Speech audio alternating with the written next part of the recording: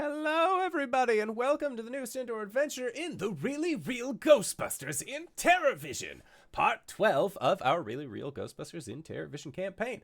Today is May 27th, 2023, and you are loved, and that is a very important thing that we like to remind each and every single one of our viewers and listeners at the beginning of each and every single one of these games. If this is your first time joining us, you can go to youtube.com/indooradventures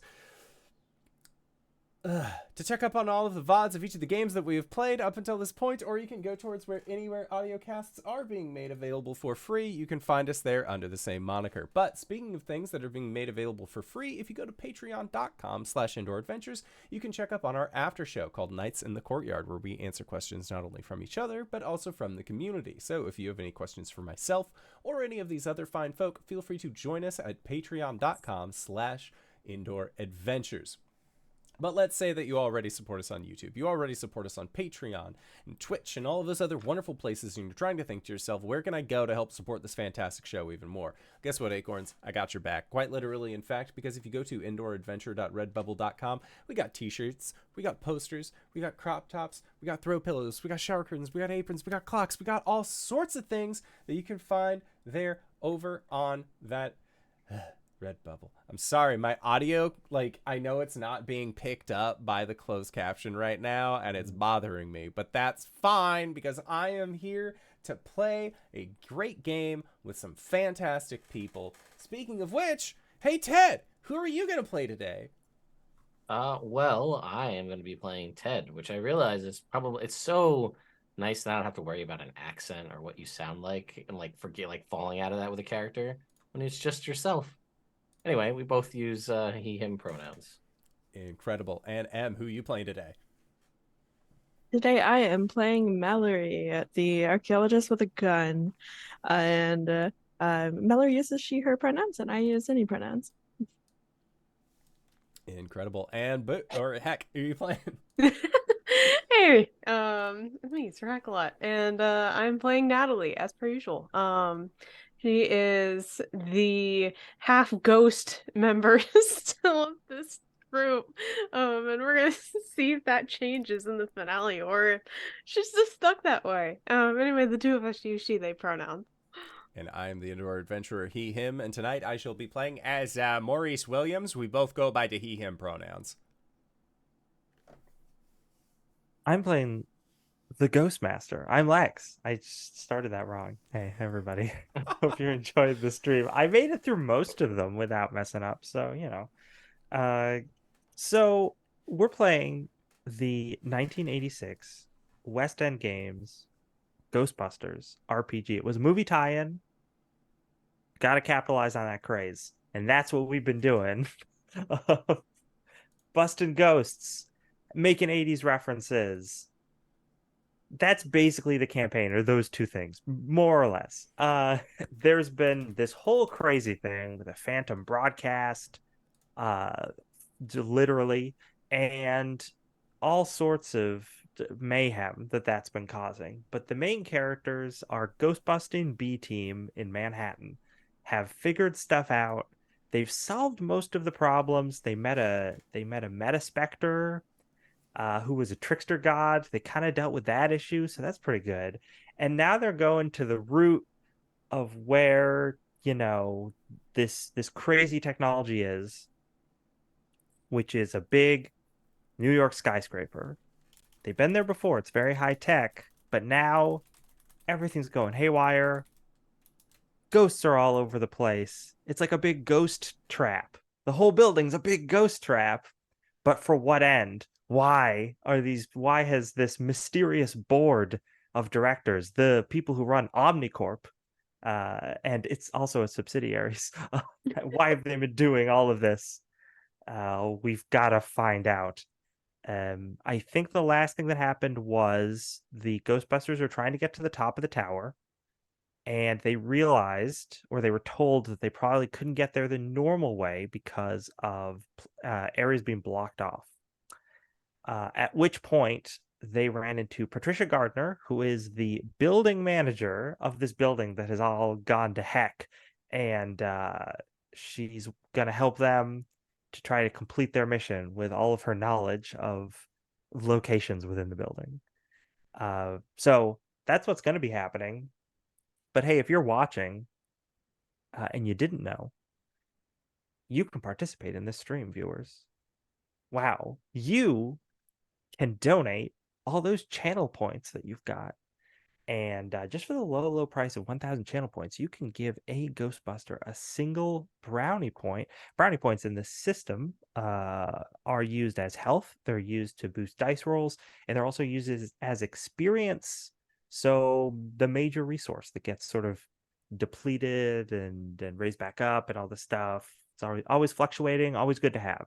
So if you feel like donating any, just throw those points down there and let us know whom they're going to. I know we already have quite a few that were donated like right when we went on air. So I don't know if we want to address that real quick before we do anything else. Oh, So- I didn't realize there was a second one. Yeah. So Levi said full round, so I'm assuming everyone gets 5, and then the tall guy did not specify, so I'm assuming everyone gets another 5 on top of that. So we're each getting 10 additional brownie points. Go. All right, damn. Closed caption does not want to play nice today. It's going Yeah, I wild. was gonna say it's fine for everyone else, but just not for you. Yeah. I don't know what that's about. It's Bummer. fine. I'll keep on top of it. It'll be okay. That just means we each get 10 additional brownie points. So be sure to add that to your character sheets. Mm-hmm.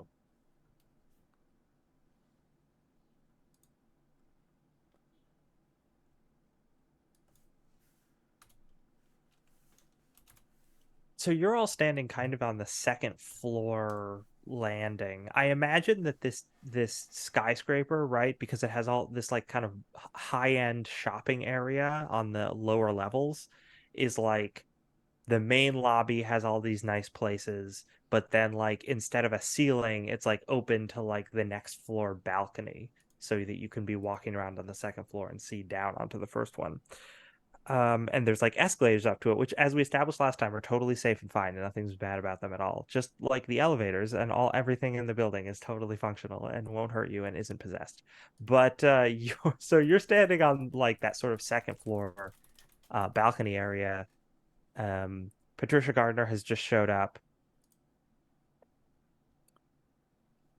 She's beat up, she's singed, but she's mad.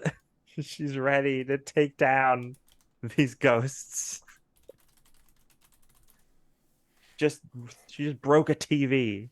Mm-hmm. Not paid enough for this. Yeah, there's a Yeah. lot of that, right? She's like, "This is my building. I'm in charge here." Okay. Just real quick, I was gonna say, equipment. I think everybody was good. Like nobody had anything got damaged, right? We were all clear as far as that goes. Yeah, Yeah, surprisingly. Yep. Okay. I mean, I- we'll see how many ghosts I show up tonight. But I was All going right. to say, I think we didn't swing by the Coin King. No, you had the RV brought to you. Yes. Mhm. Yeah. And that had some random stuff in it, like a gun. yeah. So random. All right, and now all we're trying to do is get to the top, right? I think so. You don't necessarily know the way other than the obvious staircases and elevator. Would Patricia Gardner have a good idea as to where like the broadcasting equipment would be? Like would it be like in a subterranean, like a basement scenario? Because like for example, when we were at the hotel and we took out the ghosts, a lot of the power equipment was in the basement rather than being like up on the top floor. Or are we assuming that we have to go up to stop all of this? What she will say is she's like, because she doesn't have all the knowledge that you have, right, about the whole TV station stuff. So when you're like, where's the broadcasting equipment? She just goes, broadcasting equipment? This This building doesn't have any broadcasting equipment.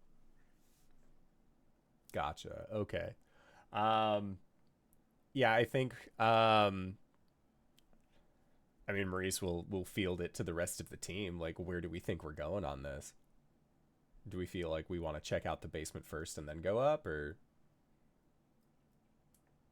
do we want to go up? The basement is where all the like mains are and breakers, right? Yeah. In theory. Theoretically, yeah. So we could try and like cut power to the building and then go up that way, but And didn't we? I know we didn't want to go up the main floor because there was something. I know there was the scaffolding on the outside because there's no fire escape, right? Because this is a skyscraper. But there was a reason why we wanted to try to go in a non-typical way. Was it because it was? I forget. Maybe Prime time indicated to you that there was blocked. The normal ways to get up there were blocked by ice. That's what it was. It was cold. Yeah. Right. Yeah, because the building is supernaturally cold, and it seems Wow. like the higher up you go, the colder it gets. And Pat, will say to you, "Oh yeah, no, the a bunch of the stairwells just have like sheets of ice frozen into them." Maurice is kicking himself for not bringing the alpine gear. But so there's there's like a shop, right? Like the bottom is all shops. Would any of the shops here sell anything close to an alpine gear, or just like heavier coats? Oh, that's an interesting idea, because there probably would be like sporting goods, wouldn't there? Yeah, if there's let me if look it's up. like a sporting goods, or like if there's like a GI Joe's, I think they would have had GI Joe's at that time. Maybe not in the place, but like Macy's presents alpine gear, because we're also in the Northeast where there are snowy mountains that you could climb. True. I heard Vermont is lovely this time of year. Let's see. What we've got in Like, grappling hook gun, something like that. Yeah, The classic standard. Yeah. New York City thing. No, yeah, a grappling hook gun easy to find in any mall. In the 80s, it was a different time, really. I was gonna say, like, I know we're joking, but realistically, you might have been able to find something it's like right next maybe to the nunchucks. It's I was fine. gonna say, indefinitely at like a flea market in Florida for sure. Oh, for But sure. It's homemade. It's super safe. Yeah, I would say if you look around, you do see a sporting goods store, and you can see if they have anything like that in there, if you would like. I would love to. Okay. Are you going by yourself? Unless anyone comes with me. Because other people could be doing other stuff while you're doing that. Oh, okay. Got it. Yeah, Well, he'll offer. He's like, he'll point out, be like, look, I'm going to go here. I'm going to see if they have, like, if it's cold weather, we're going to need alpine gear. That's necessary.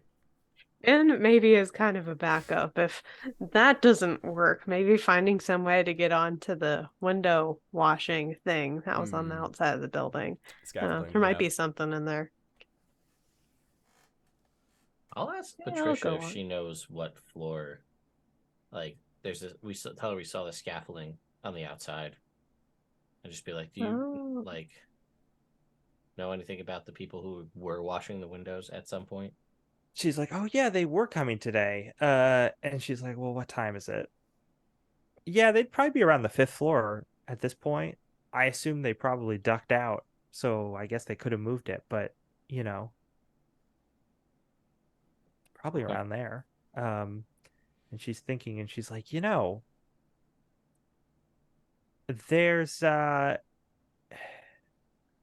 have you noticed that the higher up the building you go, the colder it gets? I have noticed that. Yeah. So weird thing. The top floor of the building is still under construction. but they've been real cagey about letting anybody, even me, up there because of safety concerns. Mhm. Huh. But now that I see all this weird stuff is going down, I have a sneaking suspicion that something might be going on in there, though I wouldn't know how to get there. Random thought. Do you have access to the building's heat controls anywhere down here? She's like, yes, we could still get to master control. That's in the basement. Okay. I don't know. Supernatural cold is probably stymied by modern technology heat, but let's crank the thermostats all the way up and see what happens. She's like, yeah, let's do it. I'll go with her to go do that. All right. Ted's heading to the basement. Maurice is heading to Sporting Goods. Mm-hmm. I will also go to the basement. The best team for anything. I was gonna say, We are great at just messing everything up. I love this. if you need something broken, I'm your gal. That's for sure.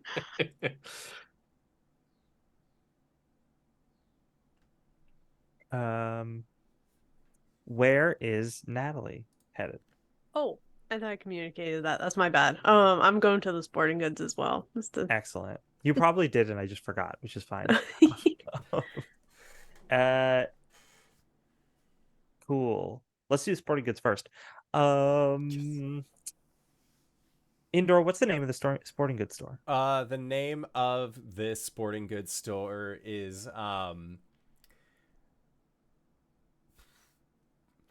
it's just Big Lots. We got to get our sponsor in there. But because Big Lots. we can't do we can't do Big Lots but we can steal their logo because we probably don't have the budget to like ask Big Lots if we can use them for this kind of thing. So we would have to make Empire State Outdoor and Supply. That's good. All right. As you enter Empire State Outdoor and Supply, you can hear there is a commotion inside there. Yeah, he'll like look towards Natalie and like kind of have that like ghosts. Is this ghosts? Probably ghosts. Probably ghosts. And I don't know. I wouldn't put it past old prime time to bring up some old friends if we've already had to face one. Well, old friends deserve an old greeting, and he'll pull his proton pack. Like he'll get his wand ready. Let's get ready to say hello. How do you proceed? Do you just bust in there, protons flying, or do you try to like sneak in? I think sneaking would probably be for the best. Agreed. Okay. You do not have to roll because they would not notice you immediately because they are distracted. If you peek out from behind a rack of baseball bats, you can see there is I'm gonna say there's like 3 of these. What are they? I don't have the sheet in front of me. I think it's like class 2 or class 3, the ones that look like people but not specific people. Okay, yeah. And they all are dressed in what you would assume. Actually, Natalie would probably know because Natalie's worked in a museum. They look like they're dressed like Mongolian warriors, and they're all like looking at the stuff, and they're like, one of them is picking up like football pads and going like, whoa. and they're like putting them on, and then like one of them grabs like a hockey stick and starts swinging it around. Beautiful. I love them. I don't want to zap them now. Well, to be fair, I don't have a trap. I do. Oh, well. I mean, we could. They look harmless.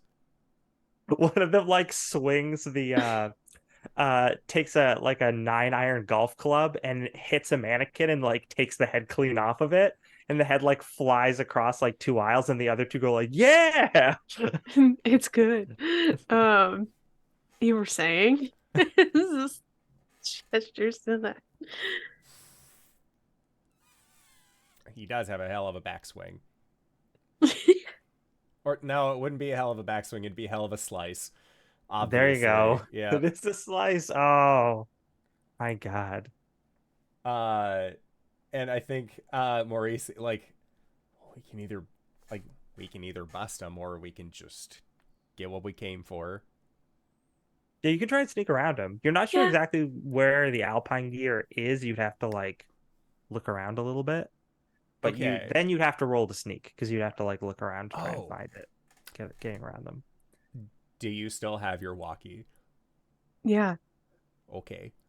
So, because walkies have the weird like collar, just make noise button Oh yeah. or whatever. Yeah. The idea is that if we hid Maurice's walkie somewhere, and then we could like call and like basically like startle them or like put it behind like a display mannequin and like try and be like, "Ooh, you have defiled my temple," and like try and scare them with like a fake mannequin, or just use that to like get them to leave a vicinity so that way we can go grab some stuff and then run. Yeah, I like this plan. This is cool. Yeah, This is it's the only shenanigans. use we'll I ever like get out of this. these walkies. So like, Yeah. let's get rid of this so I can have Alpine gear, a much more useful item. Yes, I love this. Okay. Can we talk about how we've brought these from episode 1, and we've almost never used them for their intended purpose, and the one time they're like gonna be like really useful, it's still not really for the intended purpose. Yeah.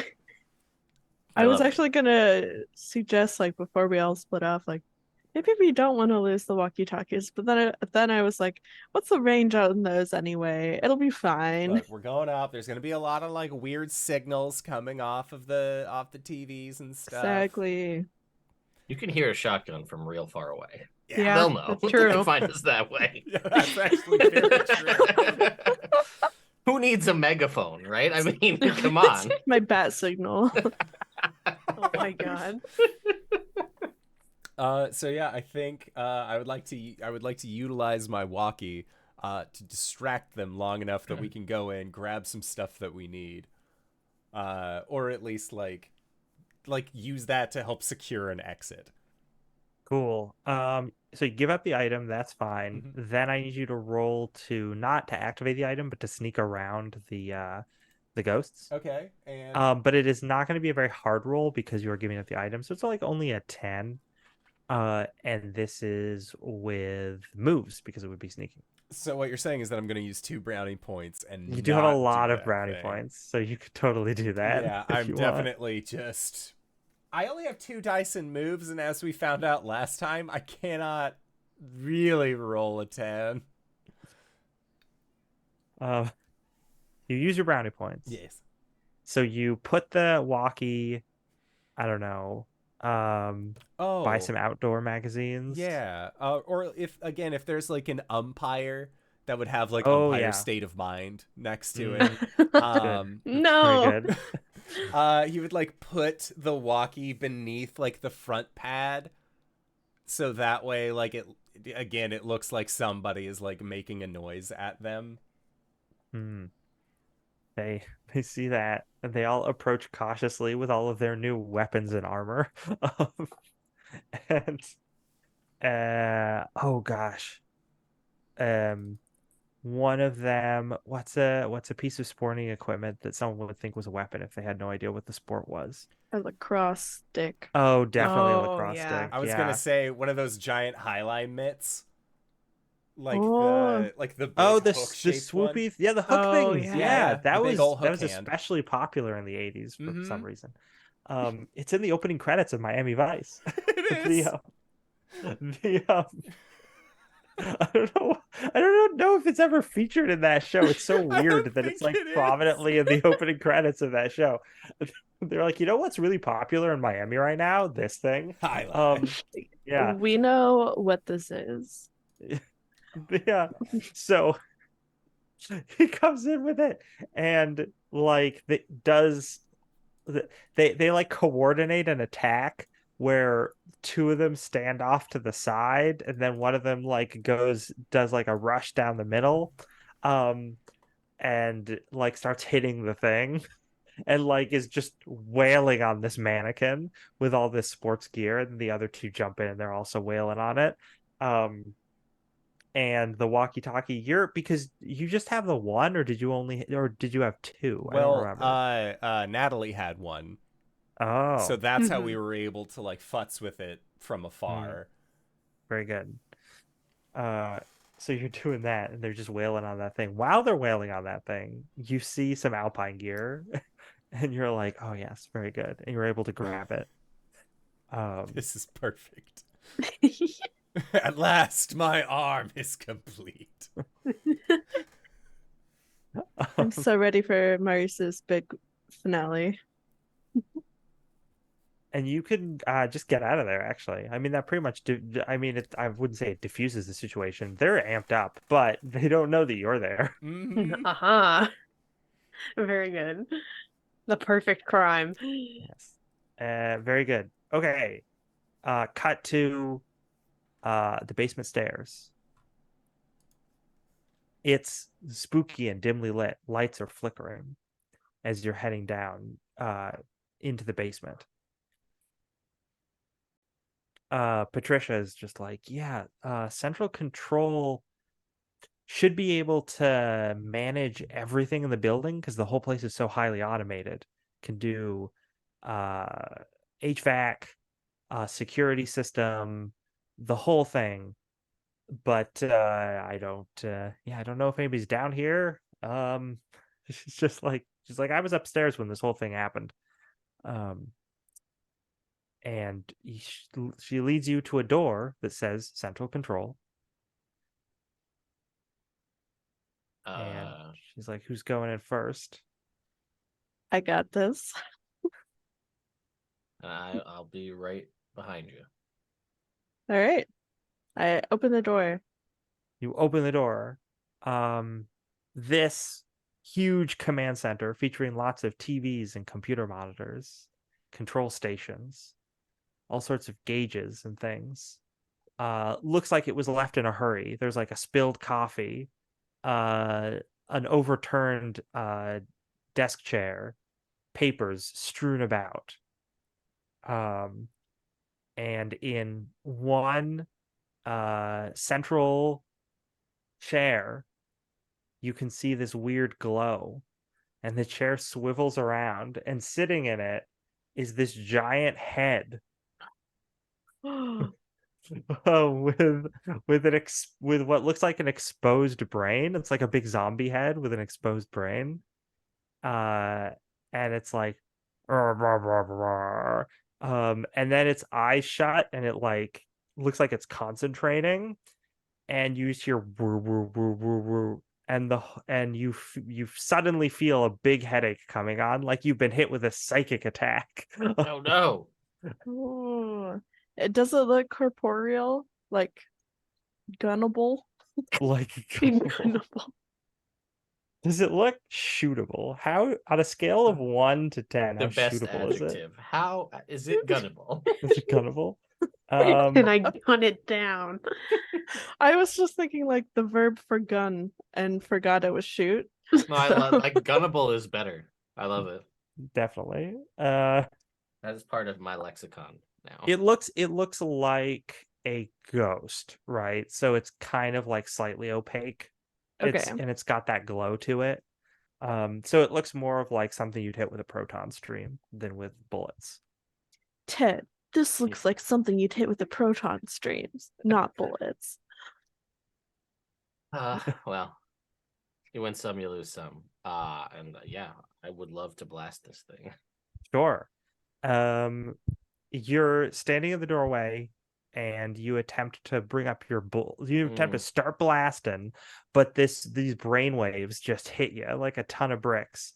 You can barely think straight. I'm going to roll for them and see how successful they are at doing their thing. Let's see that. Brainwaves. Brainwaves. That's a 15. That's pretty good. Yeah, you're like, oh wow, this is your vision's blurring. You're just like, oh, I can't see straight. You could try and shoot, but it's gonna be a much higher roll. It's like a 25 to hit because you can't get a clear shot. Everything's all out of focus. I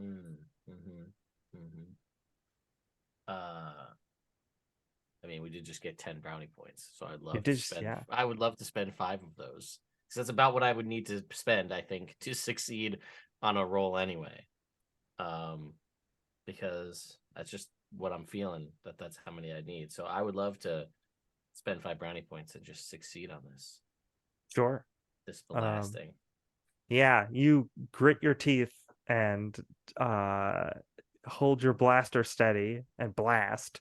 And the proton stream hits this thing and definitely hurts it. It sends the swivel chair that it's in spinning like Nice. across the room, and you just hear it go rah, rah, rah, rah, rah, rah, rah.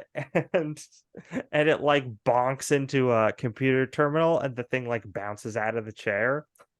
I'm like, I hope that gives you a headache too. There you go. What is Mallory doing? Mallory is probably crawling towards the tables to see if like there are any notes, what people left, what this head thing could have been doing aside from just watching stuff. If you're just looking around at stuff, you don't have to roll. Though you do still have that like mental, like that bad headache hitting you. But if you look at what was around the thing, it's all it's like different books and what look like there's like tapes of different programs that have been queued up that are all like I keep wanting to say Bill Nye, but that show didn't exist yet. But Mr. Wizard? it's like, yeah, Mr. Cosmos? Wizard. Carl Sagan's Cosmos, but it's all just like learn science, but it's clearly for like kids. Does it seem like these were the intended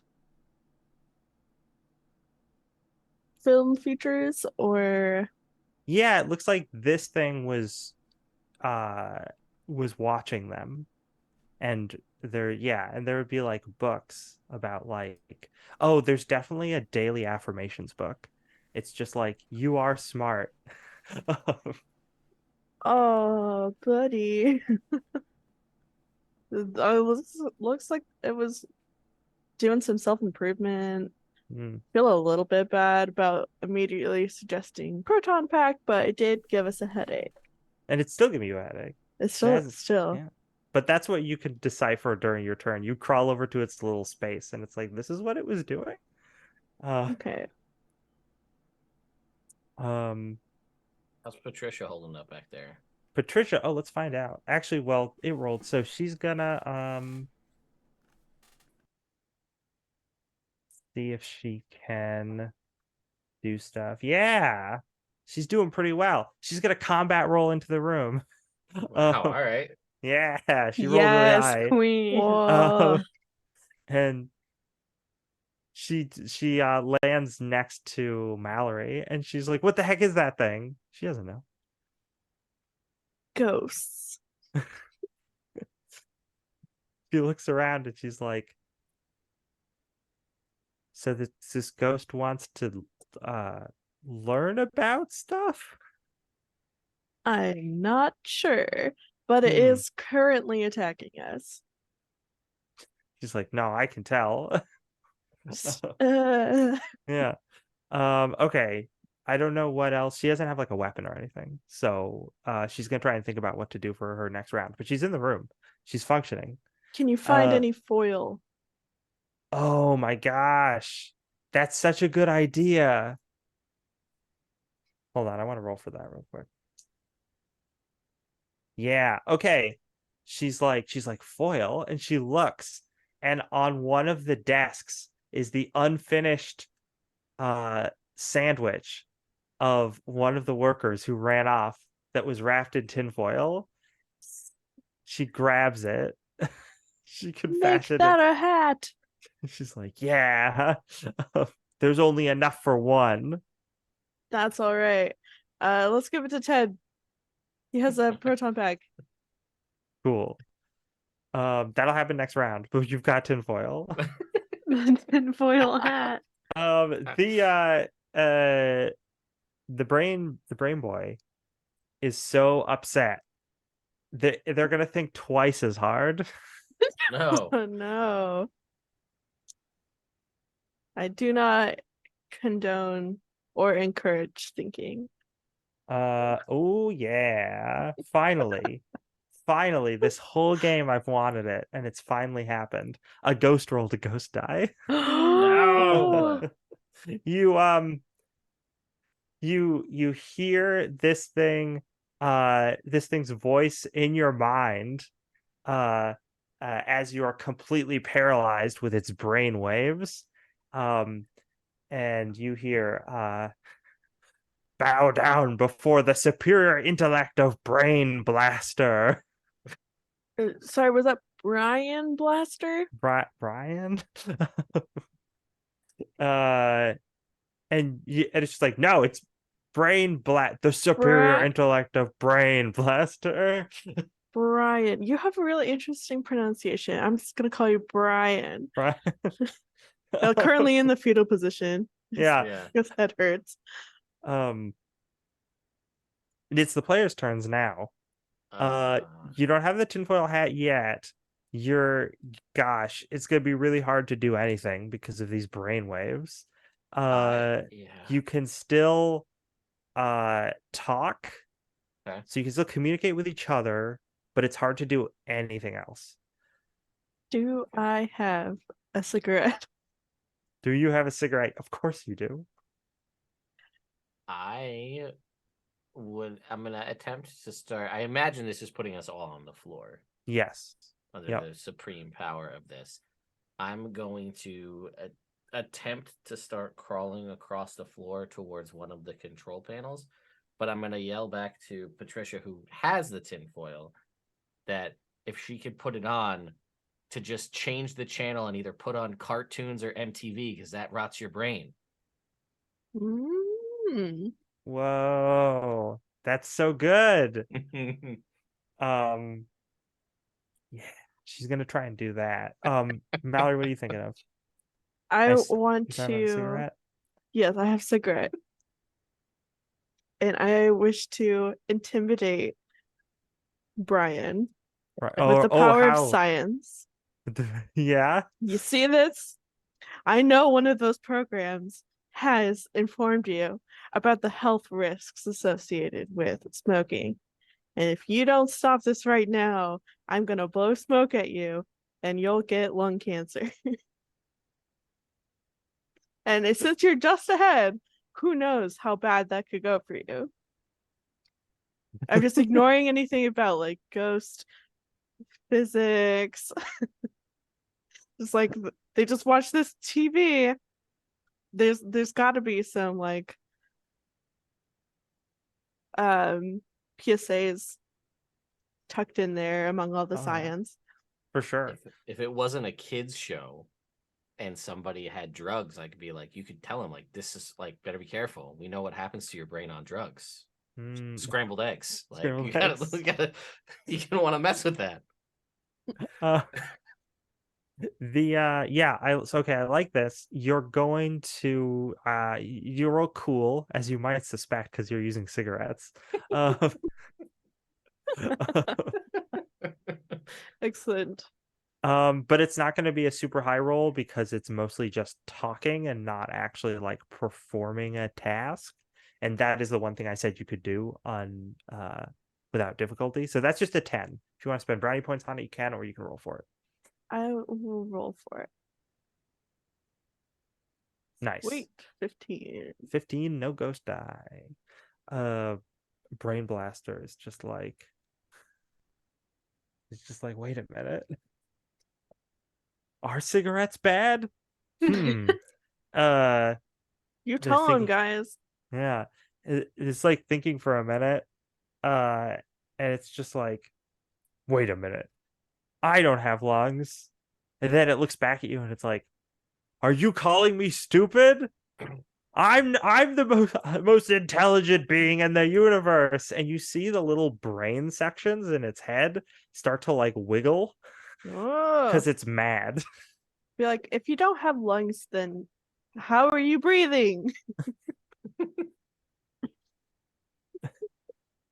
It's like, wait a minute. It's confused. Um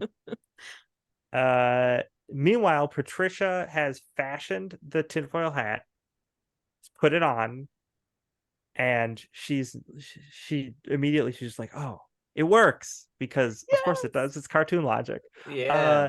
And then she starts searching through the TV stuff. Luckily, Brain Blaster's distracted by Mallory. A new round begins, right? Because Ted, you weren't doing anything else. Mm-mm. A new round begins. Brain Blaster is just like thinking about it. It's like, how does cigarette smoke affect incorporeal? How does cigarette smoke interact with ectoplasm? And it's like, and you just see like steam is coming out of its like little brain, the little brain folds.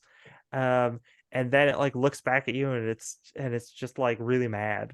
And instead of using its mind whammy powers, it shoots because as we know from the toy Brain Blaster, it's 4 different like segments of brain tissue, and you can press a button and they shoot out.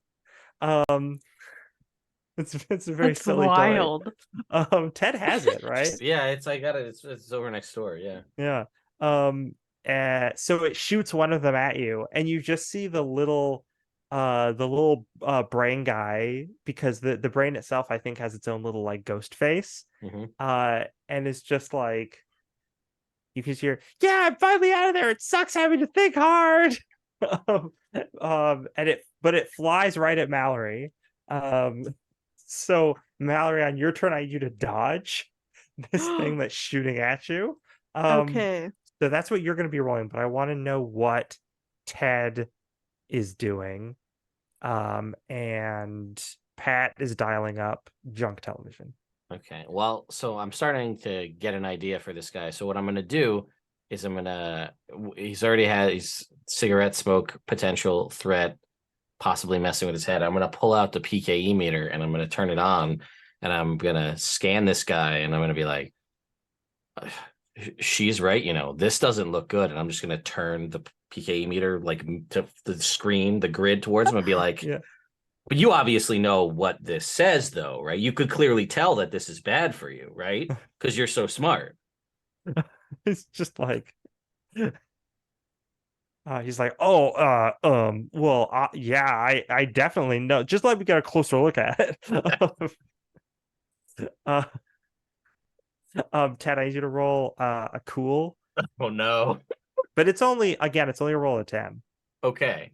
You can spend brownie points if you want. I am going to well, let me ask you, because it's not. This is a little more of a convincing, because I've never used my cool skill because it's never really come up, and I picked just a weird one, and I picked orate as my skill, which Give a speech to a room You've full of had people. this whole time? I have, and like Wow. the only reason I thought about it, and I'll just give you the audience a little peek behind the curtain, is all I could think about was the scene at the end of the first Ghostbusters where Ray is on the roof trying to talk to Gozer, and is just like, as a duly designated citizen of the state, county, and of New York.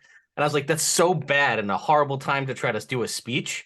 But I was like, that's what I'm gonna go for as my one thing. But it hasn't come up, but it's fine. I'm gonna spend 3 brownie points here and see if I can do this, because we'll see. Hey, 16, no ghost eye. No ghost eye. Wow, you did it.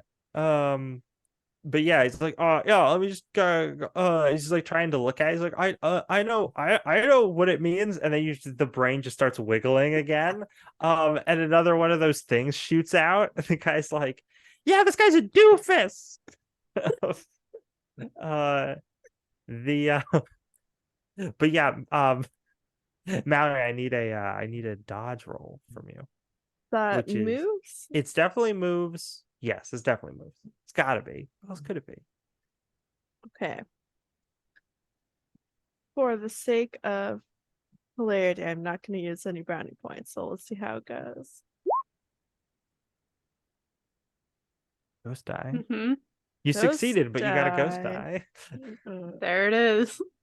The so you jump out of the way, and this little brain guy is like, "Wah!" and bounces off the wall behind you. Ted, I want you to roll to dodge the brain guy that's coming at you. Is moves you said, yeah? Yes. 13. Also a success.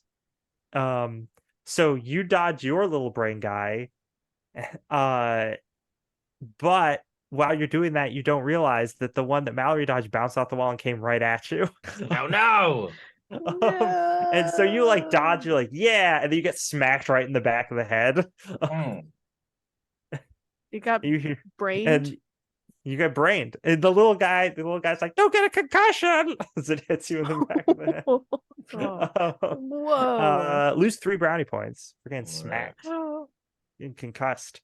Good use of that ghost die. And Patricia is like, I found just the thing. And again, if only we were in the 90s, like Jerry Springer could have come Yeah, on. I which would've been know. so Or any perfect. reality TV from anything nowadays. Yeah. Yeah. But no, I like the idea that it's just MTV. And it's like or like commercials or like MTV commercials. So it's just like Culture Club's new album. Mhm. And all this like dumb brain rotting stuff. And Brain Blaster is like no, I'm supposed to watch educational television. Too much television makes your brain rot. Yeah, and you see the last 2 sections of brain are like, let's get out of here. And the other one's like, I want to watch cartoons. And they both blow out of the top of this at a brain blaster. One of them, since there's 3 of you to target, we're just gonna see which one go, like how they divide up. So somebody's not gonna get attacked. So one of them is gonna go after Patricia. And the other one's gonna go after Ted. So I need you to roll dodge, and then she's also gonna roll dodge. But that's what Brain Blaster does for the start of the new round. So Mallory, you're not getting attacked by anything. So what do you want to do?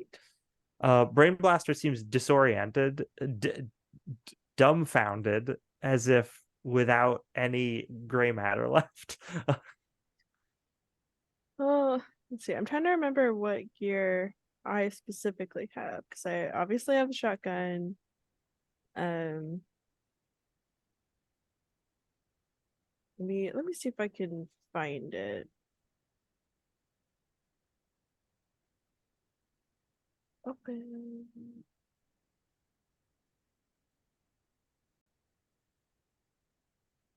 Ted, give me that dodge roll if you have it. Yeah, It yeah. is an 8, unfortunately. 3 more brownie points. Yeah. Woof.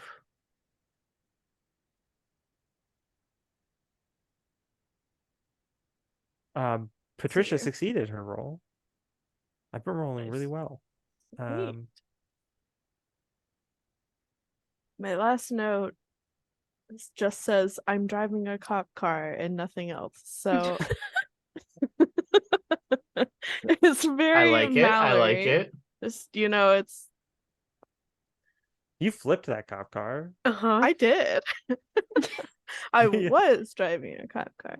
Yeah. Do you Um, have? So you don't have a trap or anything, right?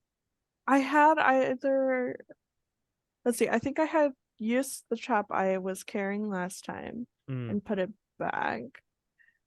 Oh yeah, because you used it on feedback, Yeah. So I which had means one. yeah. So you should have another one, right? Because then you went to the RV or the Yeah. Winnebago, right? And that had empty traps in it. So I assumed you would have switched out the full one for an empty one. That Yeah, makes I'm sense. pretty sure that's what I did. So yeah, I would assume you have a trap on you. This ghost is dumbfounded, befuddled, discombobulated, bamboozled even. Mm. Ooh. Yeah, just it's like a rampant ADHD kind of situation. Mhm. I would love to try to trap this ghost. Sure. Yeah, you could throw down that trap. Sure Uh, thing. throw it down. You hit the little foot switch. Trap opens up, and Brain Blaster's like, it's like, no wait, I can figure it out. I can figure it out, and then it gets sucked into the trap. I'm the smartest. Now you have plenty of time to think about it. It's true. You succeeded in defeating Brain Blaster. Good. Good That's work, enough. team. I need an Advil. All right, that's enough mind games. Let's turn the thermostat up. All right. You get to the control console. So like I said, this place has security camera options. Mhm. It has controls for all sorts of parts of the building.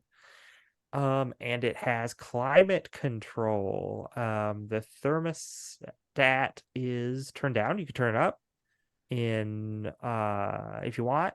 You could just type that command into the computer terminal. Does it, because you said it's climate controlled, do we have is it all encompassing or can we do floor You should be able to specific? do floors. Yeah. All right, and we've been to the first floor and I think the second floor, and they weren't Mhm. icy. They So not really, but they were quite cold. okay, you know what? What the hell? Going up, we'll just this when we get to the upper, I'll just again turn up the thermostat 80 degrees, and as soon as the higher we get up, I would just go to whatever the highest that it'll let me turn it up to. Hmm. And You just you type in the command and hit enter, and then a big error thing pops up on the screen, and it's like error like airflow not functioning. And it says it shows a schematic for the building, and you see blocked turbine, and it points to where it is. okay. And then it says electrical short, and it points to another section of the building. Okay. And what does it tell? It tells us what floor, I assume. Yes, it shows you exactly where they are. Okay. Looking at the schematic, you're like, okay, the turbine you can get to if you just crawl into one of the ducts on that floor. Should be able to get to it. All right. The electrical thing looks much harder to get to, and Patricia comes up to it, and she's just like, she's like, well, normally you'd be able to take that hallway, but that's blocked off. Mm-hmm. You could get there through the elevator shaft. I'd rather not. Oh, but you said there was security, right? Yes, there are security feeds. Can we see? I'm assuming not, but what the hell, right? Any of the upper floors? You can see a bunch of the upper floors. There's Okay. places that are iced up. Sure. But you've got stuff like let's see, what are some of the upper level areas? You've got several elevator feeds from inside the elevators, just to bring that up again since it's already on the top of my head. You've got some exterior feeds of the outside of the building. You've got some of the apartments on the upper levels, because the upper levels are mostly apartments. And then there's one that says penthouse level, is the Hmm. label on it. And I then would I love. think a lot of the other ones are like downstairs, so it's like different shops and stuff. If you there's like sporting goods and stuff, so if you punched in the sporting goods Yeah, one, you let's could let's see, just like do a quick see what's going on in sporting goods, just yeah, to you see. could you could see these three Mongolian warrior specters wearing full sports gear of different sports types. Hockey, football mostly. One of them has a tennis racket, one of them has a hockey stick, the other one has a lacrosse stick, and they're just wailing on this mannequin, just destroying it. And in the background, you could see Maurice and Natalie just sneaking back past them. And Maurice Awesome. has this big thing over his shoulder that has all these like ropes and hooks in it.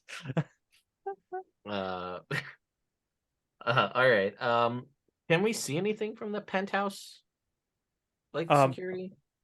Penthouse feed seems to just show the exterior hallway Uh-huh. to the penthouse suite, which is a set of large double doors that have a big under construction sign on them. Okay. But you can, I think immediately now it's just an empty hallway. Do Okay. you want to flip through any of the other feeds? See if you Uh, see anything. well, I'll look to Mallory. Do you think should we check through all of these, or do you think it's just worth trying to make our way up there? I mean, we could try to fix the HVAC and turn up the heat, or we'll do whatever Maurice's idea is with ropes. the Patricia suggests maybe there's another way past the ice that she hadn't found, but the cameras might reveal if you look through some of the hallway cams or some of the other ones. I don't know. That's a possibility. All right. Yeah. Well, I'll flip through the other ones then and see if I can't come up with some plan of attack. Because even if we could just level the playing field a little bit with the heat, anything will make it that much easier. Even if we just try to use it to get to the 5th floor to get to the scaffolding and go up the outside. Okay, so if you flip through, you see the exterior of the scaffolding thing is actually on a lower floor than you thought. It's only on 3. Okay. Great. And it is outside and there's like an open window. So it looks like when this started going down, the guys who were cleaning the windows were like, oh, let's just run into the building and then out of the building. Instead of trying to lower this thing, and because it's like very slow. So yeah, so it looks like getting to that would be probably no problem, actually. Okay. At least in terms of getting past ice barriers. As you start going up the floors higher than that, you see stairwells that are completely frozen off by big walls of ice, and hallways that are just like super chilled. There's let's see. Oh, there is one of the elevators is currently running, and it looks like there's somebody in it. Oh, no. If you go to that feed, you notice that standing in the elevator are 5 people in Okay. suits, Uh-oh. and they are wearing golden masks that look like they're fashioned to look like bulls. Huh. And it seems like they're having a conversation. You might be able to find a button for an audio feed. I instead say, Patricia, can I stop the elevator from here? She's just like, oh yeah, I think so. And she types in something to the command thing.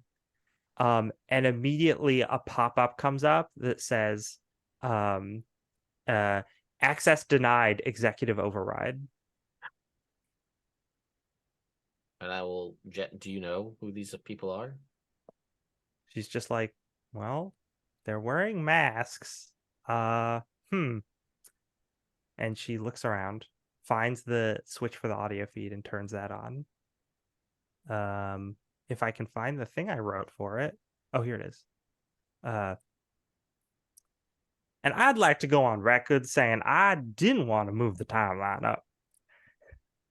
Well, sure, but after that fiasco at GNN, we didn't have a choice. That Metaspectre was gonna be out of our hair till those glorified plumbers cut the feed and send them right back over here. What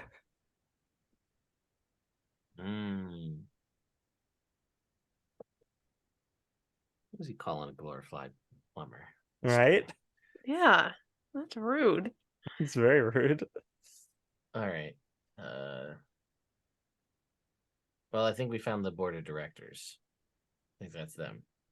The elevator gets to wherever it was going, and it dings, and opens up, and you can see those people walk out into the penthouse level hallway.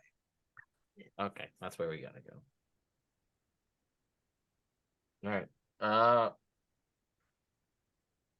I guess we'll go regroup, and we gotta go to the penthouse, I guess.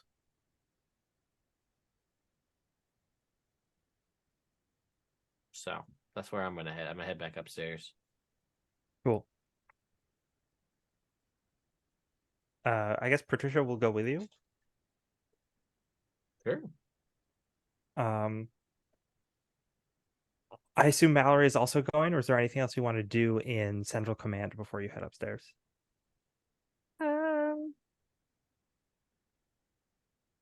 If we're all leaving, I will see about turning off security cameras. Oh, sure. Okay. That way we don't have any ghosts in the walls trying to figure out where we are. So Ted walks out of the room. Patricia walks out of the room. Mallory, you're turning off all the cameras. And on one of the TV feeds, just like in front of you, it goes fuzzy for a second, and then primetime pops up on it. And it's just like, looks like our contestants are already making their way through and have a plan of action. Just remember, turn off. It's like, just remember, you can always call on me for any more helpful hints to get you to where you need to go. And then he doesn't wink because he doesn't have eyelids, but he gives you a thumbs up. And then you cut the feed. He does that. Yeah. Okay. I don't know if we want Primetime's help. The last resort kind of a thing, I assume. Yeah. Let's see how far we can get. I'd rather not be indebted to Primetime in any way. Anyway, what? You get back upstairs. The whole group reconvenes.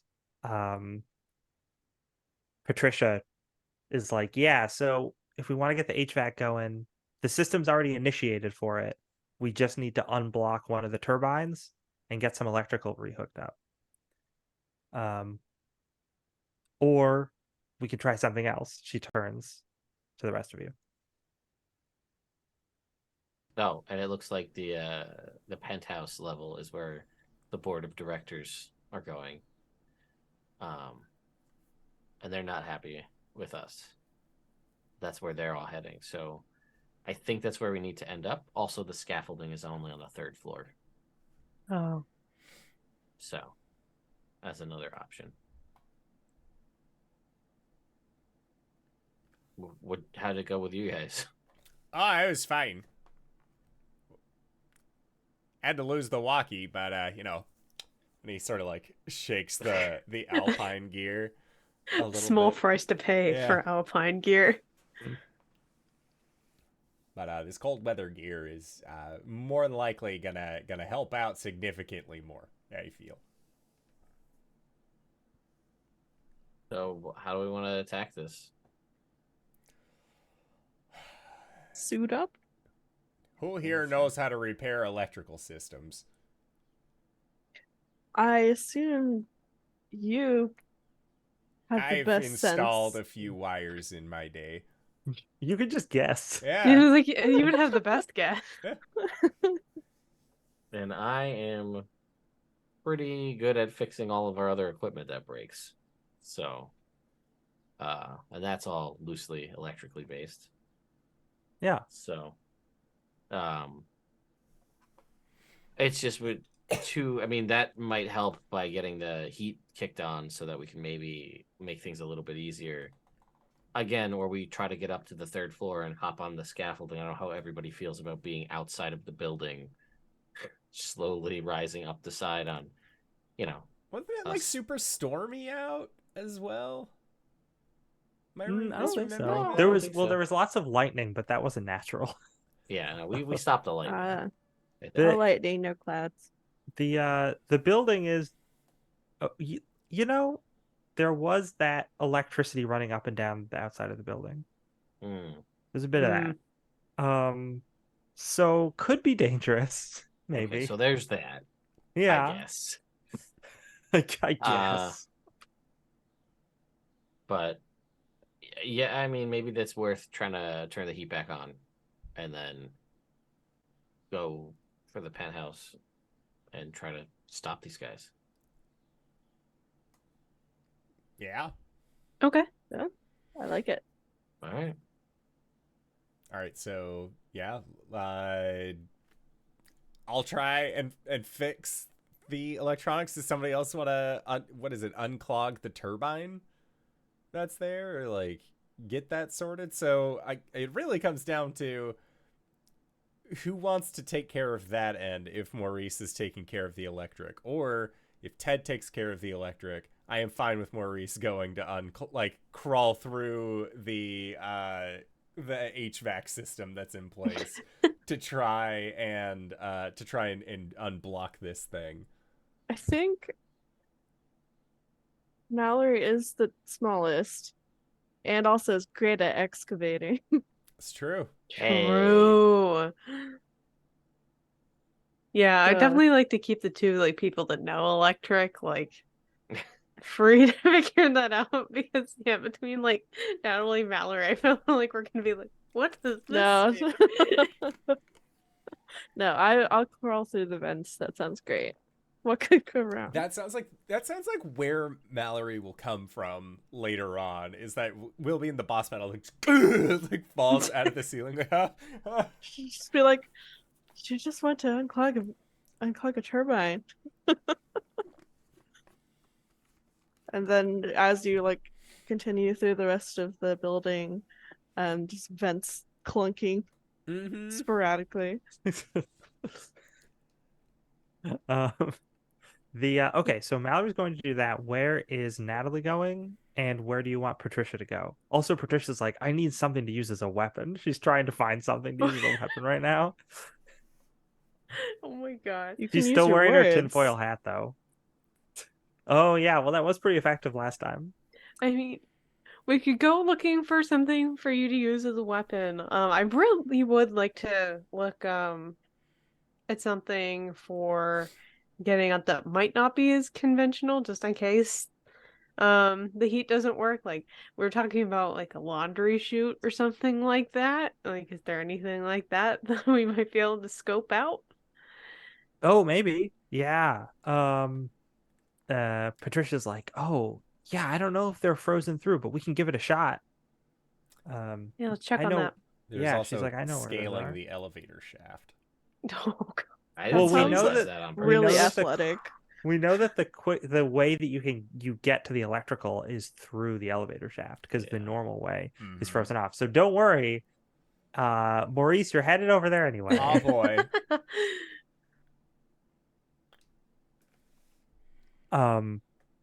Great. Everyone has their assignments. Yeah.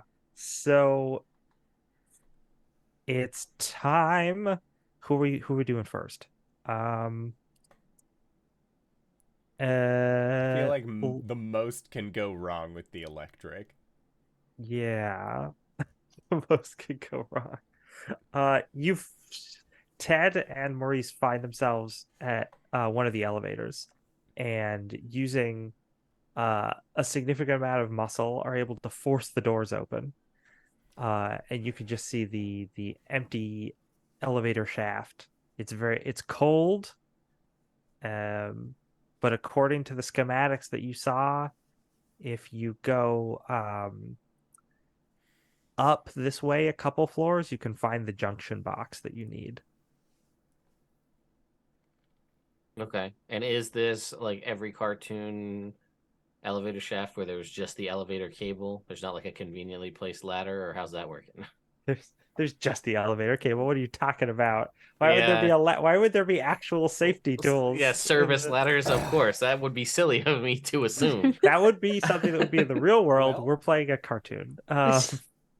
Thankfully, I have this climbing carabiner as part of the alpine gear Yep. that we can, hook the rope up to the elevator shaft rope, and like we'll have to ascend and pull ourselves up, but we can get there. Probably have some harnesses, Yeah. like climbing harnesses. I don't have a climbing harness. What I do have is lederhosen. Lederhosen. Which, You for know- the purpose of the cartoon, I think this is the perfect time to have one of us wearing the lederhosen to act as the climbing gear. Very good. I was gonna say, Maurice, you had stolen those pants. Yeah, But they didn't fit you very well. So you're like, oh, let me try the lederhosen. They fit you much better. it's perfect. Well, when I took the lederhosen, I may have like purposefully grabbed the right size lederhosen. So now you've got lederhosen on, which is pretty perfect for your character, honestly. But still the jacket over it. Cool. So you've got your climbing gear. Does the climbing gear say anything specific on the item card? I They feel like may it probably roll doesn't. 3 extra dice when climbing something. Wow, it does say it has a specific Wow. mechanic. Yep, and use muscles trait or the climb talent. Wow. Well, thanks, Ghostbusters RPG, for spelling out all the rules on that item. That's what you gotta do. You gotta go up. You're using Okay. that climbing gear.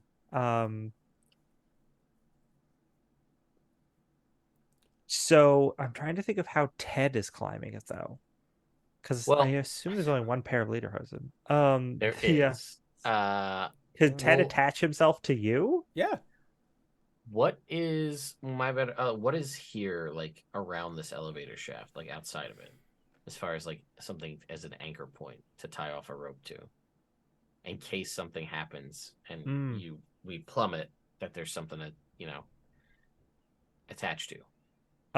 There is. That's a good question. What would be nearby? Was the door gonna close behind us? I'm gonna assume you wedged it open. Oh, okay. But what would be outside of the elevator shaft in a fancy, super high tech skyscraper?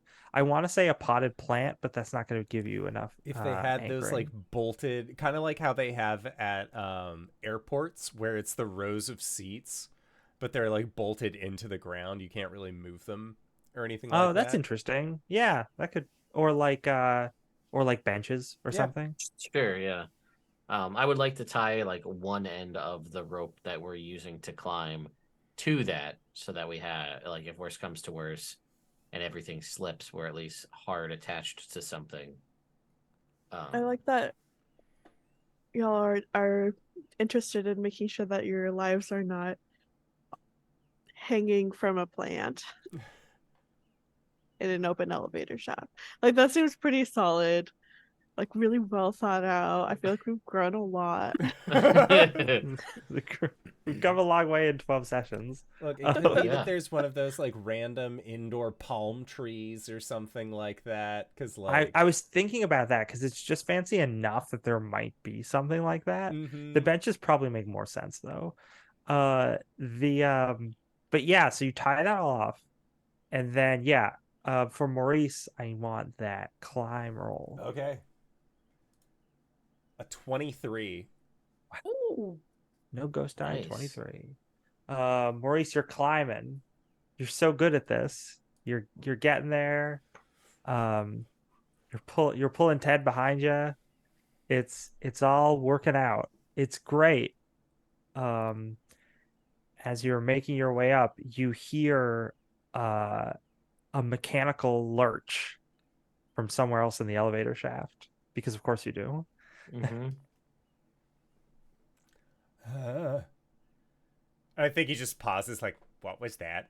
Like, he knows damn well what it was. Well, the only question is it below us or is it above us? It's dark elevator shaft.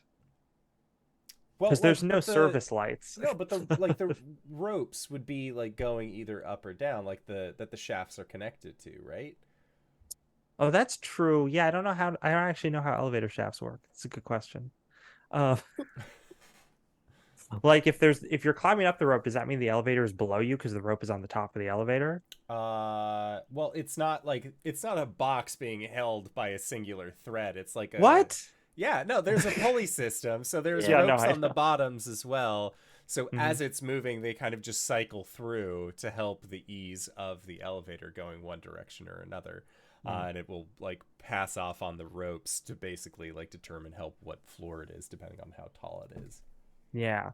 So we need to figure out if the elevator is above or below you based on what kind of ropes, where the rope's at. Let's find out. Um, the elevator's below you.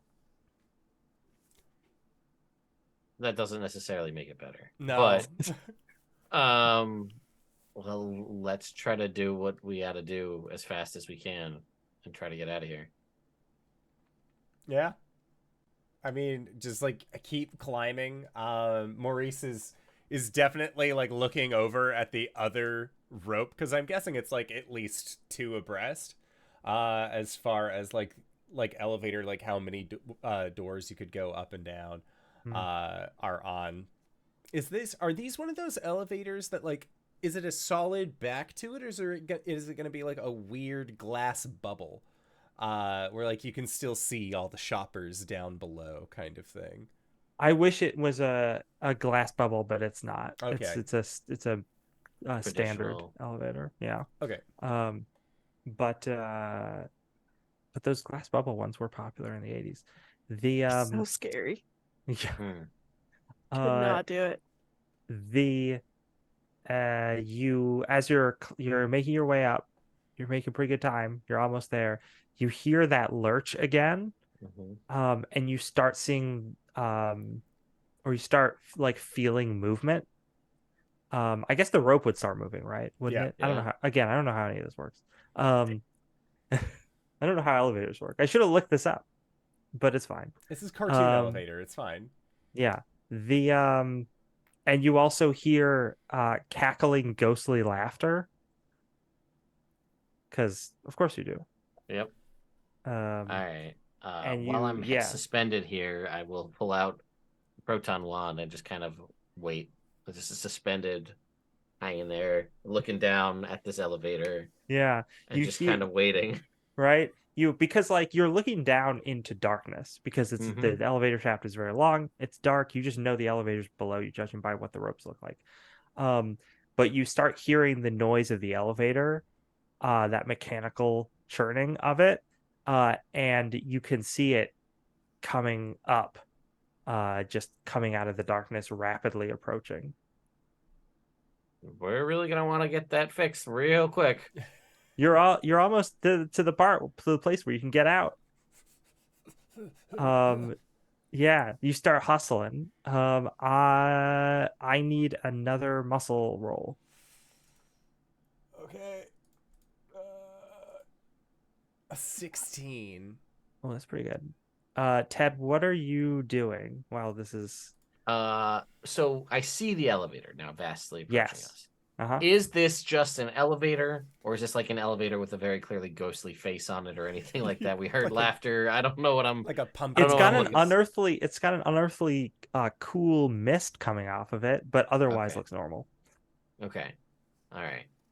There's not much I can do in my current situation. So my goal is if the elevator gets closer, like it's gonna imminently impact us, my goal is that top door that opens on every elevator. that Yeah. every elevator has. That's super easy to access for anybody inside it. You know. Of course, yeah. It's the fire I want to cartoon. try to blast that open so that we'll just go inside the elevator instead of getting crushed by the elevator. That's pretty good. Okay. You I'm gonna okay. wait though to like as almost the last possible minute, and maybe we'll be okay. Mm, Also, that's tension for the kids. yeah. It's like if the elevator is about to hit the ground after a free fall, if you jump at the last second, Well, yeah, counteract of everything. course. Yeah. Yeah. That's how physics works. Ask Brain Blaster, he knows. Maurice, you get to the floor that you need to get off on. Mhm. Of course, the doors are closed, right? Because Yeah. you're just crawling up the elevator shaft. So now you're there grabbing on the doors, trying to pull them open, and you could just hear the sound of this rapidly approaching elevator beneath you. I need another muscles roll or something else if you have another idea. Fire weapon. I have a proton pack, and I don't care if this elevator door is good or not after this. I don't care if it's good or not. Yeah, You know, the security cameras are allowed. yeah, they're Yeah. all out. The ghost all Who did out. can this. say what happened? It's true. There's gonna be no proof. Yeah, roll to blast. Okay. In this case, I don't need a roll to hit because you're not gonna miss. Mm-hmm. But I do want to roll. I'm gonna say a roll of 15 to blast a big enough hole in the doors that you can jump through it. Okay. I'm gonna use 2 brownie points. That's an 18 with a ghost die. Ghost die. Ghost die. Uh-oh. You blast the doors open, and you pull Ted, and you both flop out into the hallway. Roll away real quick as the elevator goes Yeah. past. Yeah. The elevator comes to where you were and then like stops dead in its tracks, right? And because there's no doors on, so you're like sitting in the hallway. Since you've blasted the doors off, and so there's just the interior elevator doors. It stops right at the floor you're at, and then you hear ding, and the elevator doors open, and it's just like full of ghosts. But one of them is dressed like a bellhop. Yes. And it's just like going up, and then he presses a button, and the doors close again, and suddenly the elevator goes back upward, like shoots upward, and you're like, oh, they're gone, thank goodness. And then you notice the rope is still attached, and it's suddenly like, and you're about to be pulled back into the elevator shaft. So what do you do? I quickly try and unhook the rope as best I can. I blast the rope. You blast the rope. Very good. I need a blast and roll from you, which is also I need a 15. Actually, no, I need a 20 because it's really lightning reflexes to do this. Well, we're just spending the 4 points. All right, if you want to spend the 4 points. I'll spend the points. This is not. We don't need another ghost die where the proton pack doesn't work at this exact moment, and we get pulled up. You blast the rope right at the last second. And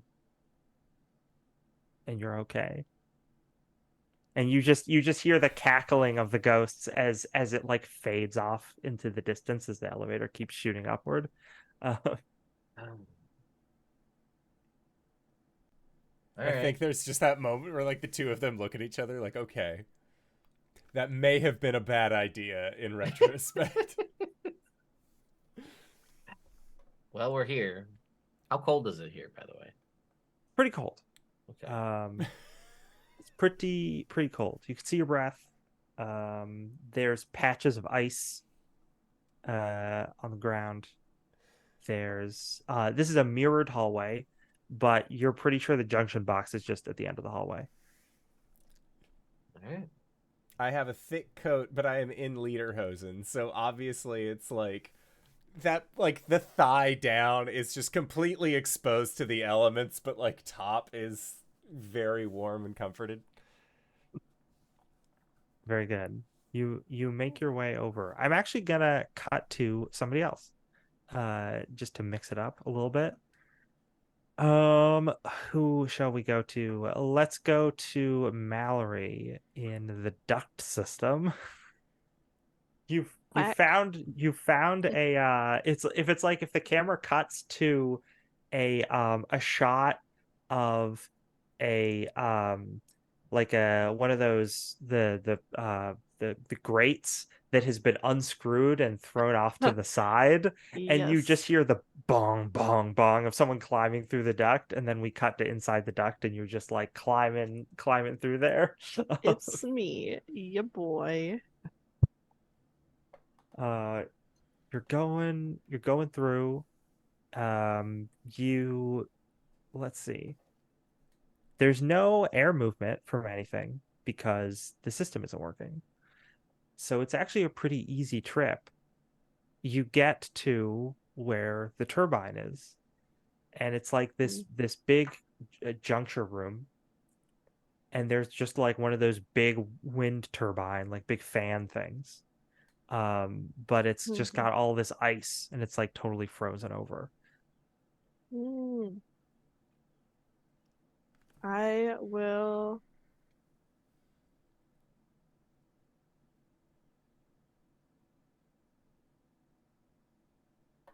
I guess start trying to chip away at the ice. I don't have like a specific ice chipping tool unless I was bestowed one from the sporting goods store. I don't.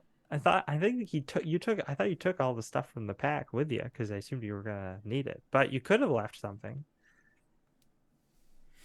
I was gonna say, yeah, there is an ice pick that is involved, but I think Maurice would have taken the ice pick with him because he knew Yeah. that they were going to an icy area. Okay. I probably have to uh backtrack and go find something then, because I only have a gun, which I don't want to be bashing against solid ice. Blow it Uh, away. oh man, I feel like that could go wrong in a lot of ways. Potentially, right? I mean, or not. Maybe it's the perfect tool for the job. It's a compelling argument. You got a Um, lighter for your cigarettes. Just start like Yeah. Just sit there. oh, let's see. Are there any? Is the vent grate of a size that I could bring in with me and use it to like chip at it? Oh, you could try to do that. Yeah. Or a wrench or whatever I Oh. used to open it. Yeah, maybe a wrench. That would be Um. more wieldy. Uh. Let me think. What else would there's lots of pipes in here. You might be able to just like detach one and use it to bash at this thing. If that's like if you want to just bash at it with something. Sure, Um, I'll borrow a pipe. yeah. Borrow. Yes. Borrow it. The building won't mind. It's Uh, true. It doesn't know. um, yeah, you find one and you're like, I could unscrew this, and I'm sure it wouldn't be a big deal. You're pretty sure. Yeah, it's Um, fine. yeah. So now you can try to bash the ice on that thing. All right. That would be a muscles roll. My Uh, muscles talent is using tools. yes, it's a blunt object, but it's still a tool. Sure, it's a 15. Okay. I will use 2 bounty points. Actually, I use 3 bounty points. I'm a little worried here. Oh, well, if you're And gonna use 3 brownie points, you can just succeed, right? Because it's a 15 is the roll. oh, okay, yeah, let's do that. All right. You use 3 brownie points, you succeed. You're chopping away at this with this pipe. Um, and eventually the ice starts to crack and falls away. And immediately the turbine starts turning. And then after more, and then it starts like whipping a bunch of the ice out of the place, because now it's like, it seems like it's actually a very powerful turbine. So once you get enough of the ice out of there, it does the rest. But it immediately starts going really fast, and then you realize that it's sucking all the air towards it, and you're standing right in front of it. Gonna retreat Yes, with haste. If I can I'm- get to an offshoot vent, so it's not Mhm. directly like a straight pull, that would be ideal. I'm gonna need another muscles roll to fight against the suction or the pull of the air current. You don't get to use tools for that unless you can come with a very creative way to use that pipe.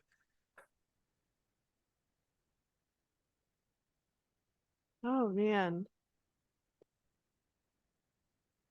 I mean, I could probably use the pipe to help wedge it into the seams between vent connections as an Ooh. anchor point while I'm scooting, Yeah, maybe. rootin' tootin'. Yeah, okay. That's probably gonna be a 20. Okay. And then I will.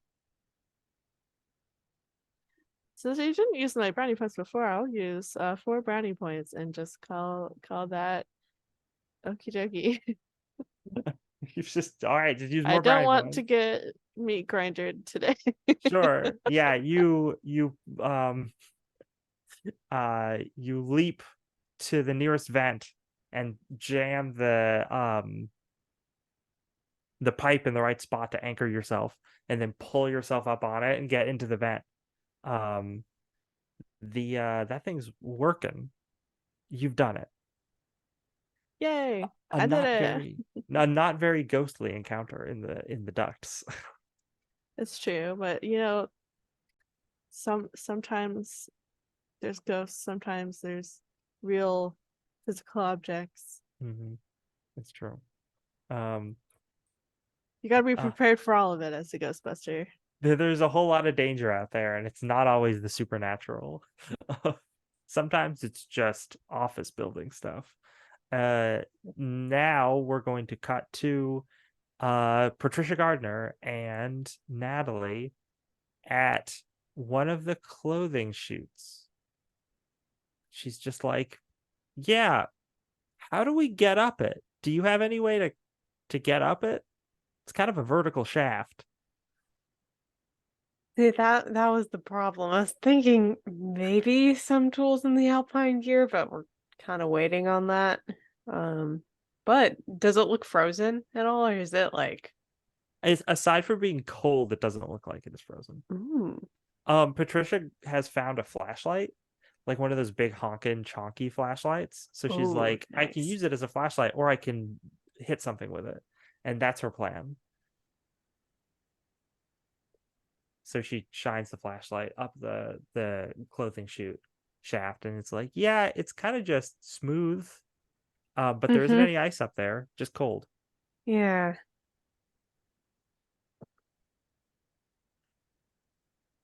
I don't know where we would find anything that we could just like stick ourselves onto the walls of this and climb our way up, but that might be something.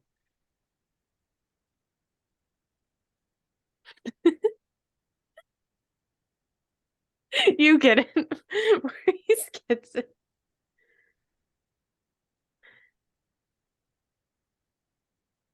What do you think? Any ideas? I mean, it was very cartoony and very silly of me to think finding like a janitor's closet and finding like some plungers or something, but I don't think there's enough plungers for everybody. I do like that idea. That's very funny, but also I'm gonna say you could find a janitor's closet with a plunger, but maybe 2 plungers, maybe 2. and then you could get one Yeah, like person. one person, yeah. So you could climb up it. Oh, maybe like if we have more rope, we could like have the one person go up and then like send the rope down. Do you want to? Well, let me tell you, there's a lot less rope than there used to be. Well, Natalie doesn't know that. Yeah, you don't know that. But do you want to try to go up there by yourself, or do you want to wait around for there to be alpine gear? Um, no, we're gonna press the chaos gremlin button. I want Very to good. climb up it. Um, you can. Yeah, I like the idea of the plungers as suction cups. You could find two, which means you can get yourself up. But Patricia's like, okay, well, see if you can find anything up there to lower down, like a rope or something. And she's like, oh, at the top of the shaft, at the corner of some of the staircases, there's fire hoses. Oh, great. So Yeah, if you those can are get, really strong too. That should work. yeah. So she's like, yeah, so if you can just get up there and do it. All right. You climb in there with your plungers, start plunging. I need a muscles roll. Uh-huh.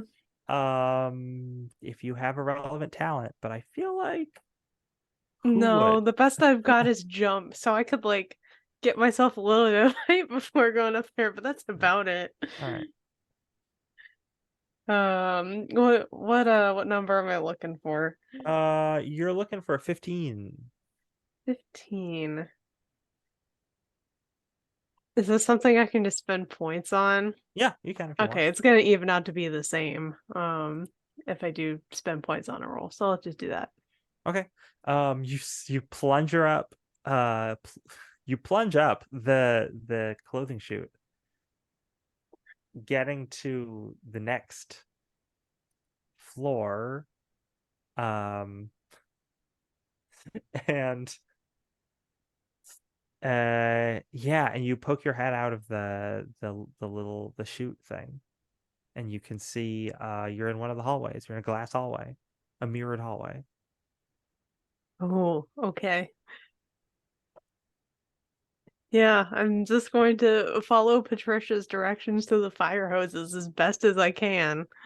Yeah, you can find it. It's like, oh yeah, there it is. Cool. As you're like unspooling it, the lights flicker just very briefly, and you hear like just a little bit of laughter in the distance. Don't No. forget the building's haunted. Uh-huh. No, I'm aware. It's like it's gonna jump out at me.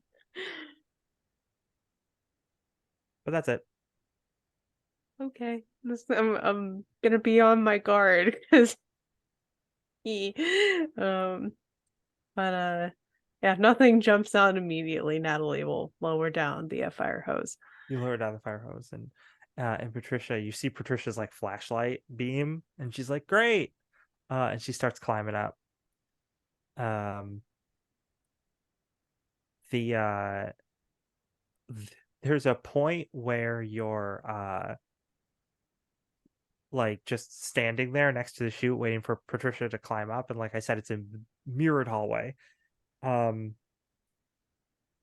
I think it's one side is entirely mirrored, the other side isn't.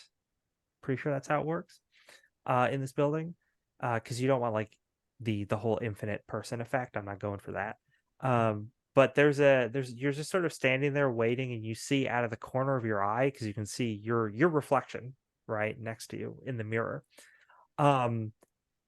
standing in the same pose, but they're like looking at you, whereas you were not looking in that direction. Like like your reflection's face is like looking right at you. Yeah. And then when you look, the reflection looks normal again. So just like out of the corner of your eye, you notice that.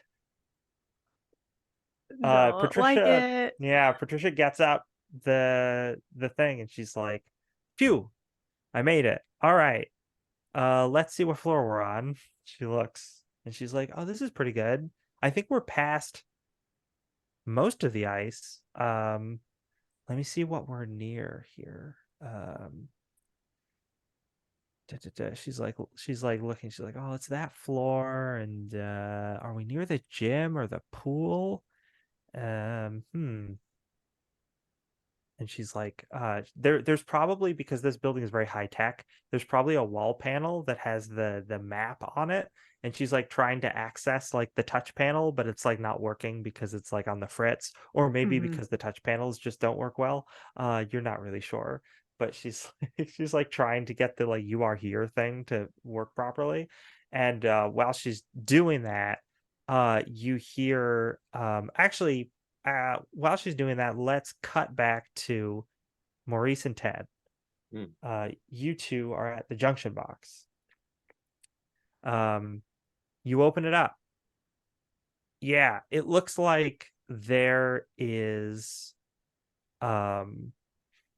some wiring that has uh like been disconnected, like something might have torn it out or it shorted, but you think you can rewire it.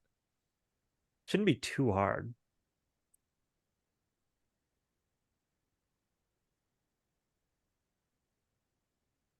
Yeah, Maurice will. I'll spend 2 brownie points, and I'm gonna guess it. You're to guess it. Yep. Okay. Do you want to know how hard the roll is before you spend Sure. those points? Okay. This is a 15. I'm still gonna spend those points because I am scared. Okay. A 25. A 25 Nice. and no ghost die. Um, you're just like, oh yeah, a little bubble gum. This will be fine. Uh, um, you wire it back up. Everything seems good.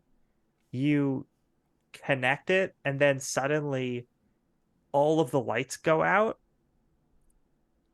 It's and then supposed to come happen back like on. this. Yeah, you're like, wait, what? And then they all come back on. uh, and you hear a rattling in the duct system, and you feel, if you like put your hand to it, you can feel warm air coming out. Mm.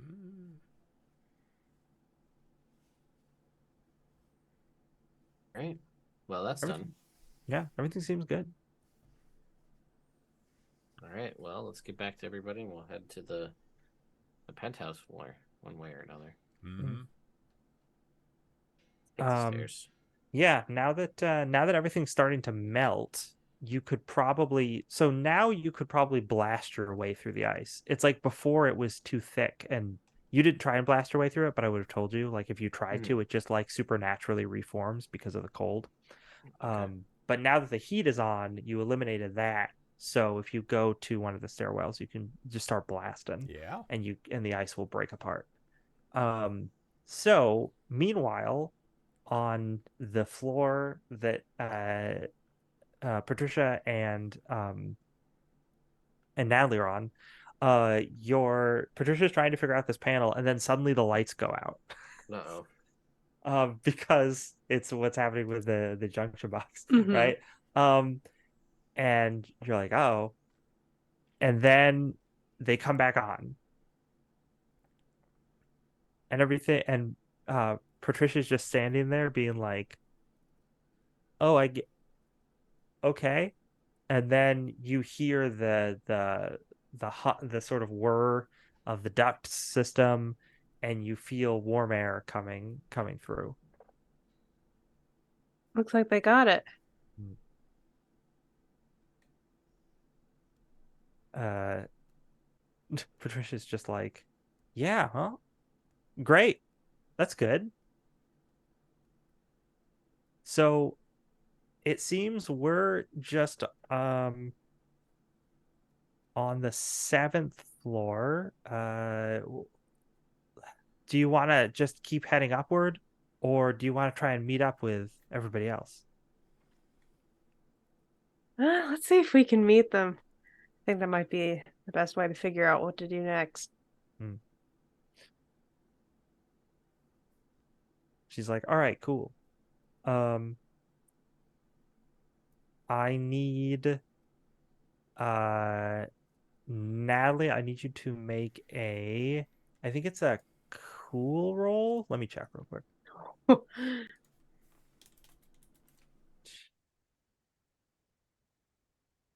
I think it's a cool roll. Yeah. But I can't tell you what the DC is for this one. Okay. Ooh. Well, off the bat, I'm probably gonna use some points because I have a cool of 2, which probably won't do anything. Tell you what, I'm gonna use. Let's do 4. Let's do 4. 19. Not 19. bad. Wow, pretty good. That's enough. You're heading Hey. you're heading towards the staircase because Priscilla's like, yeah, they'll probably be by this. This is probably the right staircase to go to. You're heading back towards that staircase, and you notice out of the corner of your eye, because you weren't looking towards the mirror, or maybe if you were, you were like checking your own reflection. You see that Patricia isn't casting a reflection in the mirror. She's a vampire. She's a vampire. Oh no. That must be what this means. Truly. Oh no.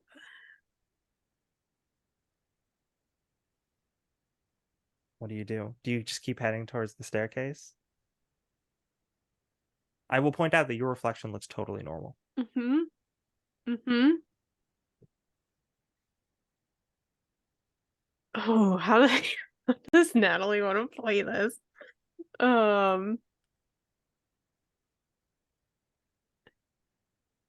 Yeah. I think for now, I think for now she's gonna head towards the stairwell. Just probably be making very casual small talk about, things that the manager should know about the tower. I feel like, yeah, so how many employees are work in this building, and how long you worked here? You have any family? Like, what's going on? Yeah. She's just like, oh yeah, well, I've got my husband and our niece is staying with us because, her parents are on vacation.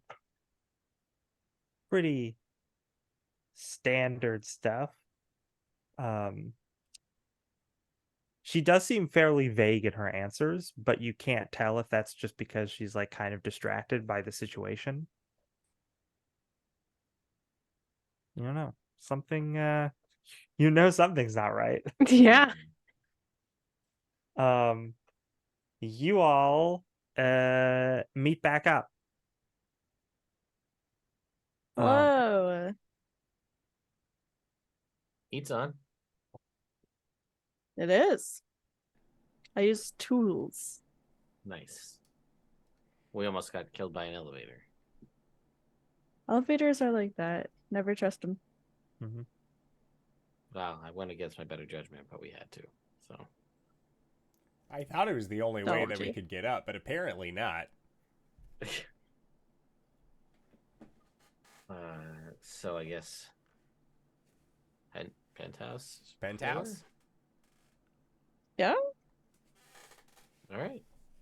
I guess we all head up there then. Let's You get walk this up place. a million flights of stairs, Nice. That's a lot. just like a real Ghostbuster would. Done. Good thing our It's not fun. Ghostbusters are very athletic. Yes. I was gonna say, good thing your Ghostbusters are really real. They're the realest Ghostbusters. Yeah, the realist. It's not fun. It's not fun. Going up floors in proton packs. I need muscles rolls from everybody if you're gonna climb up the stairs, because I want to see how worn out you get. A Oh 9. gosh.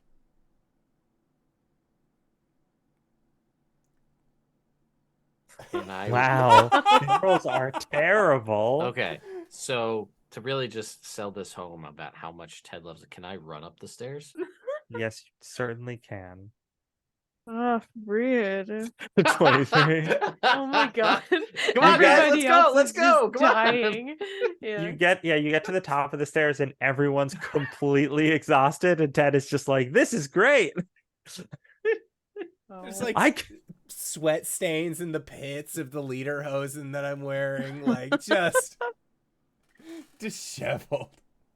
I have to stop at every landing. For a reference, for those of you at home, the scores were 9, 5, 3, and then I rolled a 23. Yeah. To just give you an idea as to why everybody is so exhausted. Yeah. I want to see what no Patricia joke. got. Hold on. Oh, she's also very tired. The yeah, so everybody who failed loses 1 muscle point going Oh. forward.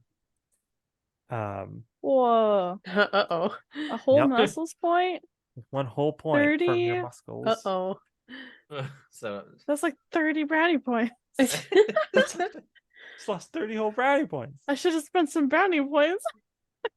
God. Alternatively, I could have you lose some brownie points for exhaustion and not have it affect your score. I mean, that would be a lot nicer because you're right, it is 30 whole brownie points worth. I also only have a muscles of 2, so with 1, I assume I will not be doing super great. Well, my Yeah. favorite is with a muscles of 1, it's just the ghost die. It's just the ghost Because you die. don't get anything added to it. It's just the True. ghost die. Yeah. Exactly. 0 d6. Yeah, I'm gonna say everyone who failed loses 3 brownie points. Okay. Oh, Everyone who failed loses 30 brownie points. Got The him. all equivalent. right. Sweet. Oh no, just 3. Thank you, merciful Ghostmaster. And you get to the penthouse floor. Yes. Yes, okay. Another mirrored hallway. You're walking down it. And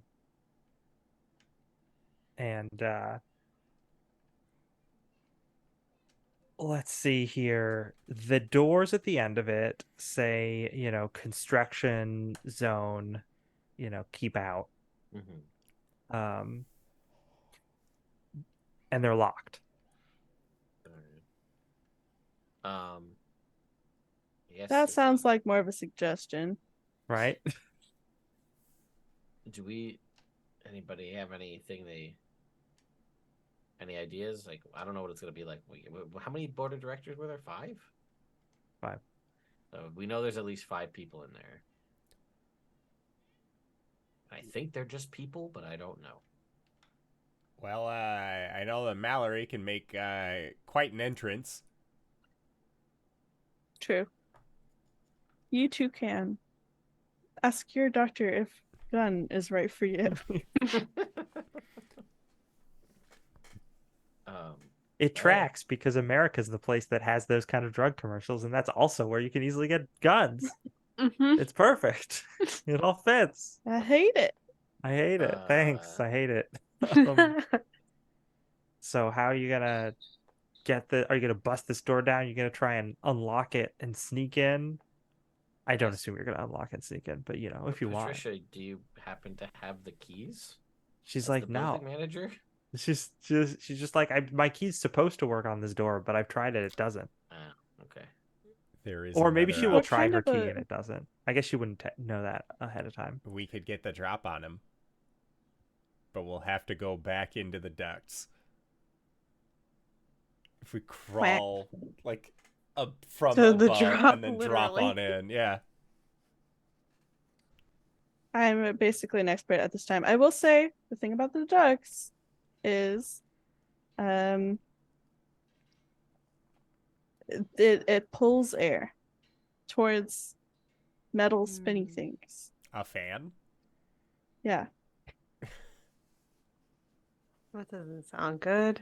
A fan as a word doesn't really encapsulate the vision of terror. The spinning blades of doom. Yeah, Exactly. No, just That's because more like it. we heard it, Lex, and we're all here in this mirrored hallway with Patricia. Anything of note? Oh for yeah, all of I'm us? sure Natalie would check, right? To Yeah. see if Patricia has a reflection. There's definitely a point when you first walk into the hallway where you look to see if she has one, and she doesn't, and then she like notices you're doing that, and then suddenly she has one. No. Oh, Patty. You had your Right. window, but you were too suspicious because you asked all those questions in the stairwell.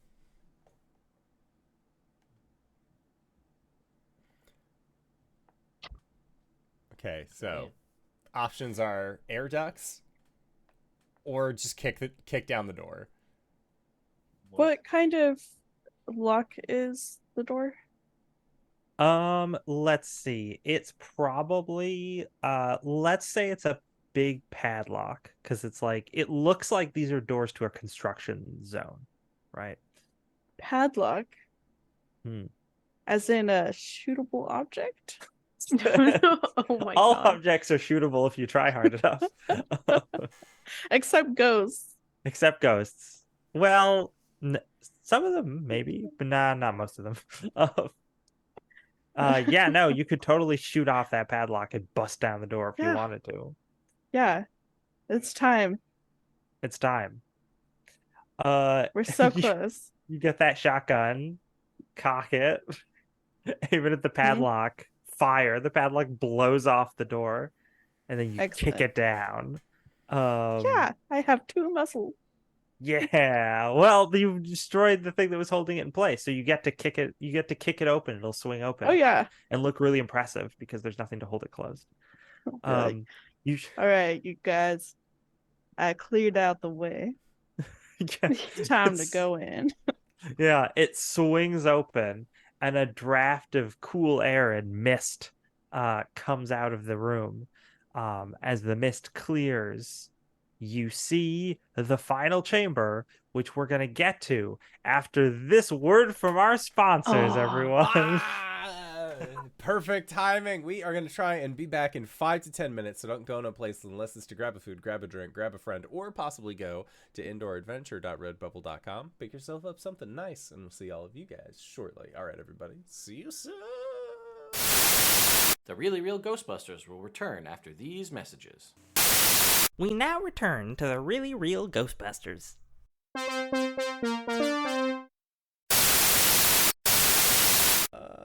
we're back.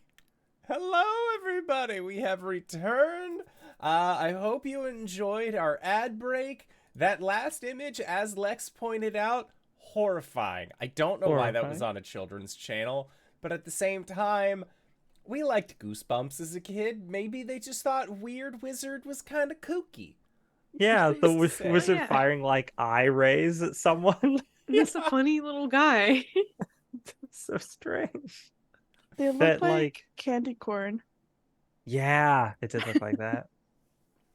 Don't worry, kids. It's That's just what candy we- corn. Exactly. That's what we're telling He's the just kids. shooting candy Yeah. corn from his eyes. It's Yeah. fine. He's not vaporizing that poor man. No. No, it's just candy corn. Built different. Mhm. For those of you watching this in the recording, you didn't see any of that, so this isn't going to make any sense to you. But This is why you need to watch live. Whenever you need to we watch go live. Miss So- out on things. twitch.tv/indoor adventures, everybody. If you're watching on YouTube, you're only getting half the show. It's true. Oh. Even the breaks are content. It's true. Yep. Okay, so you kick open the doors. They know you're here because you kicked open the doors. The top floor of Stenson Tower is one giant mirrored room. In the center of the room is a golden pyramid inscribed with hieroglyphs. Around it are a number of crates and loading equipment like forklifts. On the left-hand wall, there is a platform with a number of computer banks, terminals, and video equipment built into it. And there's like probably wiring all over the place too. On the right-hand wall, about 20 feet up, because this is like a big room, right? Like gymnasium-sized room. About 20 feet up, there are large glass windows of an observation deck. By the computer terminals is one Dr. Steven Gutenberg What? being held at gunpoint by a Okay. thug as he frantically types something into the computer. There is a ghostly mist that is like a cool, chilly mist that clings to the floor of this room. And in the mirrored walls of the room, you can see after images of hundreds of ghosts. And most prominently, you see Primetime, who is seeming to try and push his way through the glass. And while all the other ghosts are either just standing lethargically or like, come on, let's out. Primetime is like pushing against it. And you can see, here's another 80s movie reference for you. If anyone saw Nightmare on Elm Street, or Poltergeist, where the wall kind of got liquidy and like stretched outward, you can see the mirror stretching as Primetime is pushing on it. So he's not like out yet, but you can tell he's like getting there. He's making some progress. But yeah, at least one thug, maybe more. Observation deck, there's some people up there, but you can't get a good look. They might be 5 people wearing bull masks, who knows? Then there's this golden pyramid, ghosts in the walls. That's all the stuff that you see. Now, just as a matter of point as well, because usually they are a pair. Dr. Steve Gutenberg is here. Do we not see? Is there perhaps a young robot boy? Is there a young is young Johnny Five here? Is Johnny Five mixed up in this? You don't see Johnny Five anywhere. Maybe they're holding Johnny Five hostage, and that's how they're making him. What have they done with him? No. What have you done with Johnny? Leave him alone. He looks very distraught, Steve Gutenberg, probably because he's separated from his son. You know what? I'm okay. I'm not glad that he's being held at gunpoint, but I'm glad that he's not here of his own volition. Like he's the bad guy. True. It is very clear that he is not here of his own volition.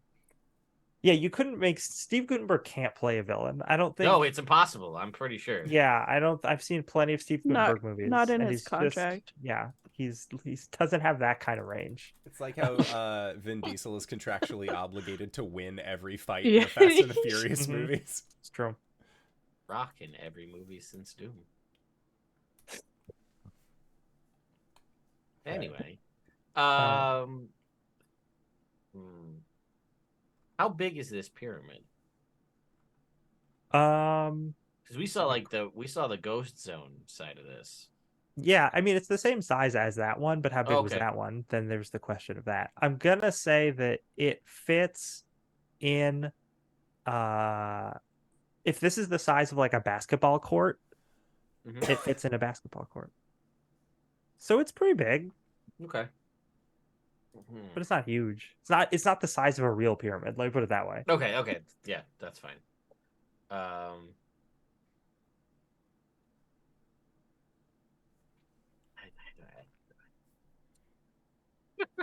What's going on?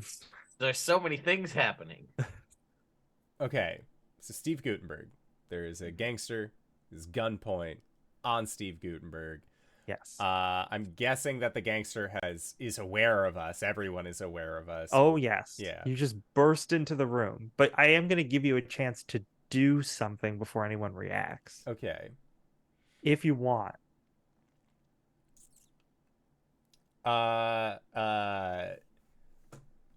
Let's see here. Maurice would have more than likely. Let me check here.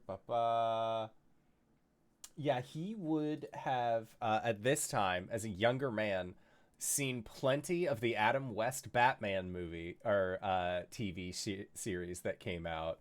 Can I try and use my ice pick, or maybe like the hammer that is included, to try and throw it to knock the gun out of the gangster's way, to prevent Steve Gutenberg from being held under duress? Oh, you can certainly give that a shot. Or, alternatively, I use the rope to make a makeshift lasso in a very cartoon fashion, and I try and get the Yoink. firearm away. Okay, so Hmm. because you only have a split second to do this, I'm gonna say Okay. you probably don't have time to get the rope out and tie it into a lasso, Okay. and then do the whole wind up. But you could grab the pick and then throw it. Okay. Yeah, I'm gonna try that to like knock the gun out of the guy's hand, or just to disarm that situation. Cool. Let's see. You're gonna have to roll moves. Um, Would this count as firing a weapon because I'm utilizing something? no, I'm not Okay. letting you get away with that. Okay. This would probably be a roll of 15. Well, I was gonna plan on using 3 brownie points anyway, so I think I'll just use that here. Yeah. Just Dr. Uh, Gutenberg, Doc. He's like, what? He gives the Gutenberg surprised face, and then he ducks, and then the you see the goon, this guy, this big buff guy in a suit, bald, wearing sunglasses, got his gun. Gutenberg ducks, and then his eyebrows go up as the ice pick just hits the gun right out of his hand. He's like, what? The gun skitters across the ground. There's now a gun on the ground. Do with that what you will. The Gutenberg's like, whoa. And you hear over an intercom, or actually, I should ask, is anybody else doing anything in that split second? What Just kind a of step away from the scientist. cover is here in this room? Since apparently we have gun-toting thugs here, so I'm just curious. What kind of cover? Not a lot. There's the Okay. pyramid, right? Yeah. But otherwise, there's the place where the gun-toting thug is, which is the area where their like computer terminals are and stuff, which is a lot of cover, but that's just like that area. In my split-second moment, I want to fire my proton pack at the observation deck glass windows. Oh, you do that. Roll, give me a 10. Moves, It's a longer right? distance, but it's not a moving target. Moves, right? Yeah. Okay, I think I stand up. He said, jinxing himself. Okay, hey, we're all good. You're 13. good. No ghost die. Let's Hey. go. Your proton blast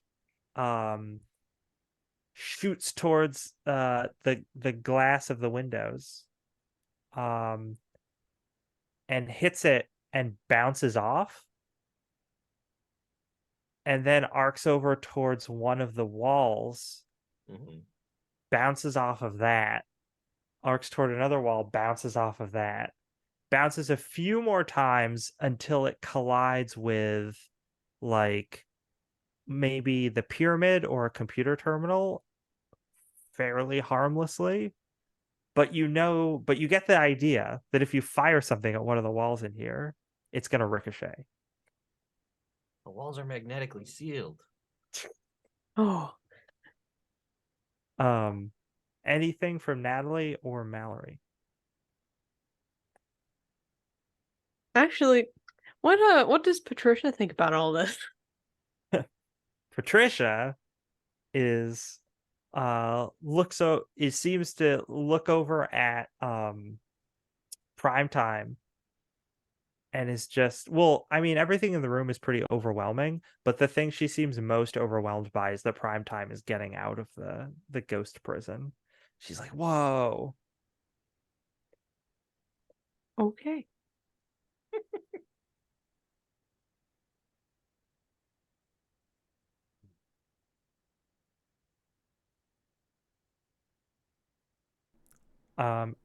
Anything for Mallory just to make sure before? Apparently, Mallory's having a hiccup attack. Yeah. Mallory's catching her breath. Let's see. Is there still a gun on the floor? I mean, okay, so Two guns. technically, there isn't yet because I'm asking for what happens in that split second after the door gets knocked down. So one Oh, of the things okay. that happened is the gun is knocked out of the guy's hand, but so that isn't There isn't a gun on the floor yet, but there's gonna be next in a minute. There will be. Yeah. Okay. I think I will. Oh, sorry. Hiccup attack. Just I cannot be free. Um. Only Mallory brought her bazooka.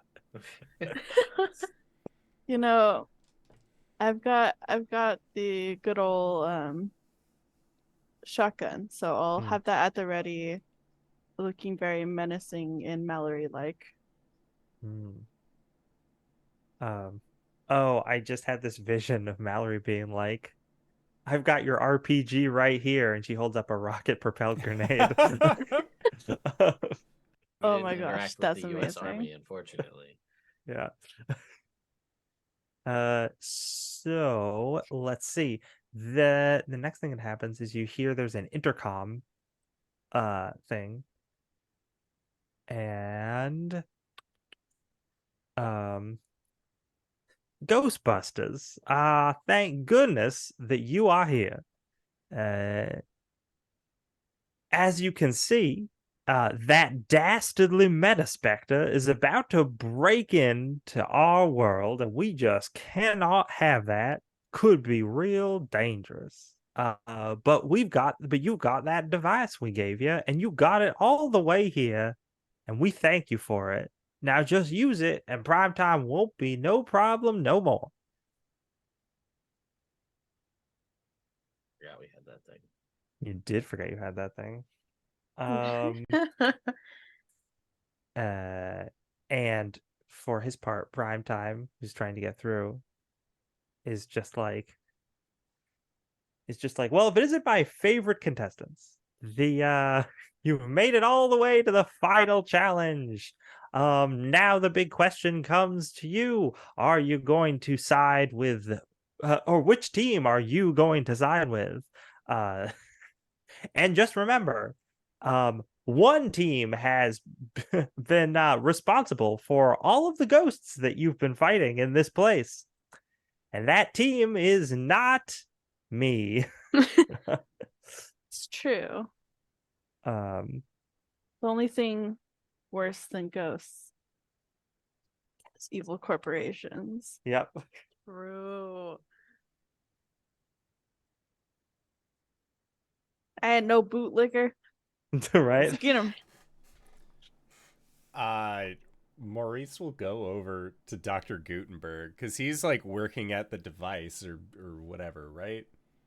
Yeah.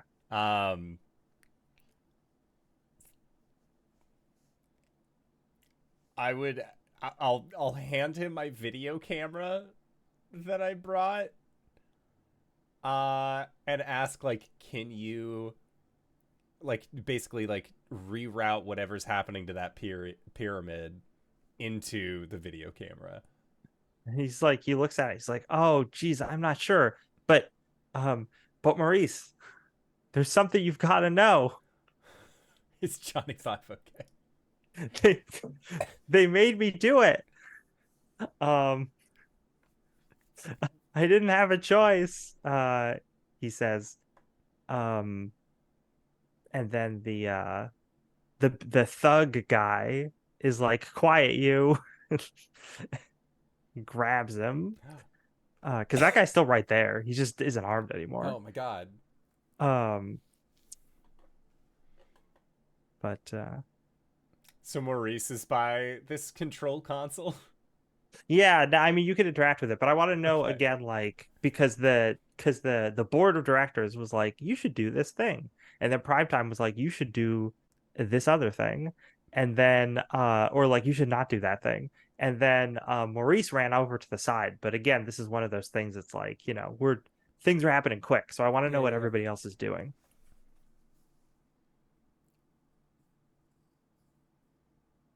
Well, I don't want the machine to go off personally. It can't be good. So Like the just- signs point to not good. Yeah, because didn't Yes. Belvedere give us this thing? He did. And Yeah. it was basically described that we know that the mirrors here have like ghost trapping technology, and that this building is essentially a massive ghost trap, and that this is the pedal, right? So Mhm. it'll suck everything up and get rid of all the ghosts, trap them or whatever. Or I think we equated it to a ghost bomb at a point. Was a word we Yeah, used. something like that. Like basically disrupt all of their psychokinetic energy. So Yeah. possibly destroy them or not something. I Basically, think- it's a ghost begone button. Yeah. Is what we're Yeah. at here. Um, And we have that. you But do at the have same time, we have a very, very powerful ghost who knows us very well. And like, my gut's like, well, get rid of the ghost is bad too. But if we do this thing and then it doesn't work, then he doesn't like us even more. So you know what I mean? Like, Yeah. we got him, click, and he's just like, oh, didn't work. And you're like, just Uh-oh. kidding. Prime time will remember this. Yeah, exactly, right? Yeah. I don't.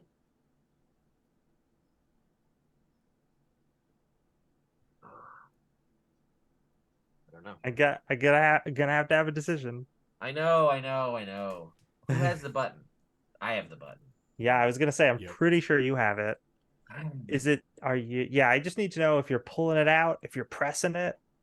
Obviously you could consult Natalie and Mallory, but we don't have all night. Listen, it's already 11 p.m. I Eastern will Standard Time. I will take out the button. You take out the button. As soon as you take out the button, Patricia is like, "No, don't press it." Why do you care? she's just like yeah, no, she might be like like lunging for it, and she's like no, don't press it, don't send us back there. And you can see her like eyes are glowing, and she's like clearly not human. Mhm. You're right. Now you're thinking you do want to press the button. I've just made it even harder for you. And you see up in the observation deck the 5 people in suits. They're all like watching very intently, and there might be like a bar that you can hold on to, right? And you notice that each one of them is wearing this like big fancy ring. And Mallory, you immediately recognize it. I mean, this is from a far distance, so this is kind of a stretch, but we're gonna do it anyway. You immediately recognize it as the same ring that Stenson was wearing when you met him in the lobby of this building. And Natalie, you recognize it as the same ring the police commissioner was wearing at the museum when you saw him. Ooh. And you look and you're like, one of them definitely has the build of Stenson, and one of them definitely has the build of the police commissioner. Uh-huh. And then there's like 2 ladies and another guy. And they have masks on. And they're all wearing bull masks, golden bull masks. Oh, absolutely gonna try to get those masks off. Right? Other than just like trying to play keep away here with Patricia. Mhm, yeah. What do we think? I mean, we're in a I don't know. catch-22 situation. I don't entirely trust a bunch of people in bowl masks that have been controlling us this entire time. I would also like to point out that they could have let us up here more easily. They had full control of elevator and all of that. We didn't. Our elevator was haunted. So my guess is that there might be additional strings that they're pulling, right? Like if they're like, yes, press the button. Like who knows? Maybe Patricia's working for them because she's a ghost that's on the outside, but all the other ones are on the inside of the building. Interesting thought. Oh, it's tough. Yeah. It's tough. Or who knows? Maybe Patricia is actually primetime. That's I thought the had same thing.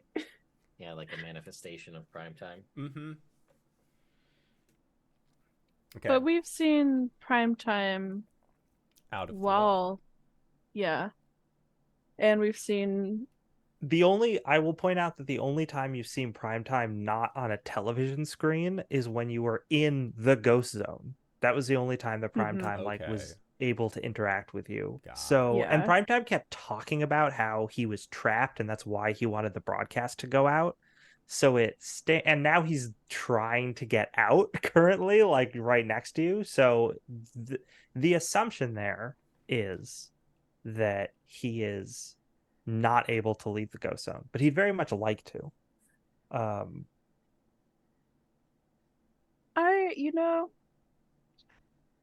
we've had some corrupt police force on us, like tailing us. Yeah, you got arrested. We've- You there was a false warrant out for your arrest. There was, Yeah. They've been I trying to stop don't- us from doing this for a while, and now they're like, yes, You go ahead the and do it. No, thing." I don't trust like that. Yeah, I don't like that. I've let's- got the button. I'm just gonna look up at the 5 people in the observation deck and be like, "Hey, you 5, show yourselves." they're just like, they all look to each other, and one of them like shrugs, and they all take their masks off, and one of them is Stenson, one of them is the police commissioner, and the 3 of them are people you don't recognize because Okay. you didn't meet them in the campaign. That's fine. That's Can I hit the record button on the video recorder? You certainly can. Hell yeah. Is there anything else they're like, hey, one of them who's this guy with like slick back hair is like, it's like, hey, we're upfront about who we are, you know. We just want you to do this job for us, and we'll pay you real well for it. so. Then why'd you make it so hard? Yeah, and if it's so easy, why didn't you just push the button? You had it the whole time. You're literally right there. Why not just push the button? It's like, we don't have it, you have it. We had to get it built and then sent over here. Again, you're right there. You took an elevator up here. Why wouldn't you just have it built and then take an elevator up here and do it yourself? Why do we have to be Especially the if it ones- came from the office of Dr. Steve Gutenberg. Right. Office of Dr. Steve Gutenberg. And Steve Gutenberg's like, it's like, they're bad, you guys. They kidnapped his boy. they kidnapped my Yeah, boy. exactly. No, it's like, Yeah. they made me put Johnny 5 in that thing. And he points towards the pyramid. Oh, No. heck no. Yeah. All right. We're taking then- them down. We're taking them Stay with down. me. Down. So I'm gonna Oh. walk with this button again over my head, just Yeah. to make it very clear that I have it. I'm gonna walk over to where like Primetime's trying to push out of the thing, and I'm gonna be like, "So you don't want me to push this button, right?" Primetime's like, well, I absolutely would prefer you didn't push it, because that would sort of re-up this whole trap, what did you call it? An electromagnetic field. Right. And if I wanted to do the opposite of pushing this button and free you, making them mad, what would I do to do that? I obviously don't push this button. Do you have any ideas? It's like, all you have to do is wait for the countdown clock to hit 0, and suddenly, like, next to him a little timer appears and it's like ticking downward, and he's like, because I am just about out. And then you hear over the intercom, like, we'll pay you anything you want if you just push that button. Money doesn't do us any good if the world's over. True. It's true. And then Primetime looks at you and he's like, he says in his spooky ghost voice, actually, you know what? He wouldn't say it to you. He would say it to Natalie in like Natalie's head, because Natalie's half ghost. Yeah. Primetime says, why don't you ask them why they're doing this? I think you'll very much enjoy the answer. Yeah, I think Natalie will take the lead on that then. Because like just looking at how vague they've been about everything too. I was gonna say, let's be honest here. What's it to you? And they're like, the board is like, we need to complete our project, so that we can finish sending everything through. And you notice there's like all these crates, and you remember that when you were in the ghost zone, there was the other end of a portal in the ghost zone in a pyramid. So what exactly are you sending through? And one of them is like, well, money, obviously. This is the best part of the campaign as an aside, because now you learn what the villain's goal was, and it's, in my opinion, just chef's kiss good as a cartoon premise. There are crates here in this room? Yep. Or no? We open up a crate. Yeah, open up a crate, yeah. There's just gold bars. It's just money.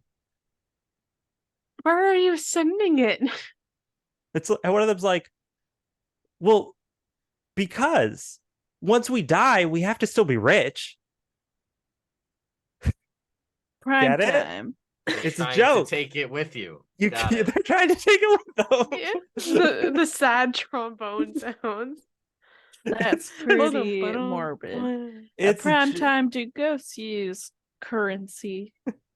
And prime time is like, it just laughs and it's like, no. You heard him.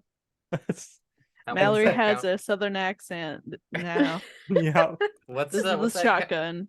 what's the countdown timer looking like? The countdown timer is like almost up.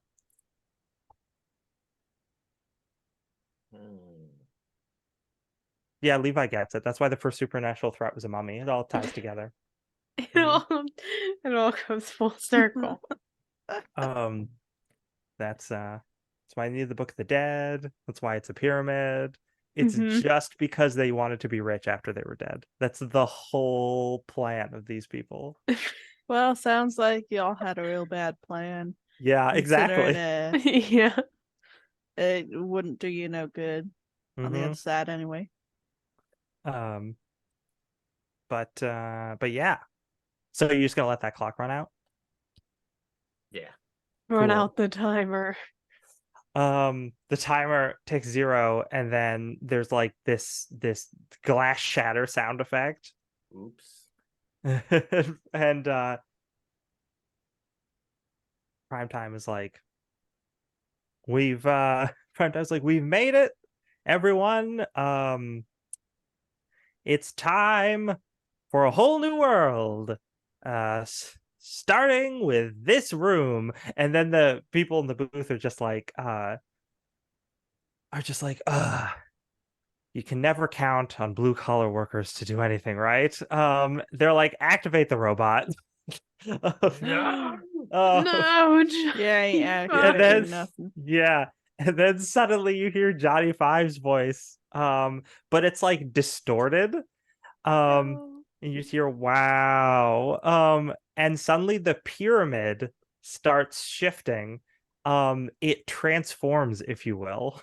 2 arms come out of it.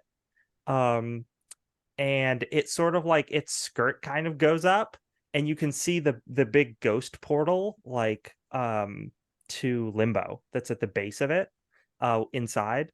And then panels open up on one side of it. 3 panels, 2 with like video camera lenses for eyes, and then 1 with like an oscilloscope for like a mouth. And it's just like the arms point at you and see there's like laser guns attached to them, and you just hear Johnny Five unalive. Oh no. And then they start shooting. And Steve Gutenberg's like, Johnny, no! Johnny. Look what they've done to my boy. Damn right. Okay, what is everyone doing? Lasers are shooting at you. I am next to the panel. Yeah, you're by Gutenberg and the thug, and all the computer terminals. Okay. And there's some video equipment there as well, as we established earlier. Who is it that gave the order to Johnny Five? Oh, it was someone from the observation deck. It was one of the board of directors. Okay.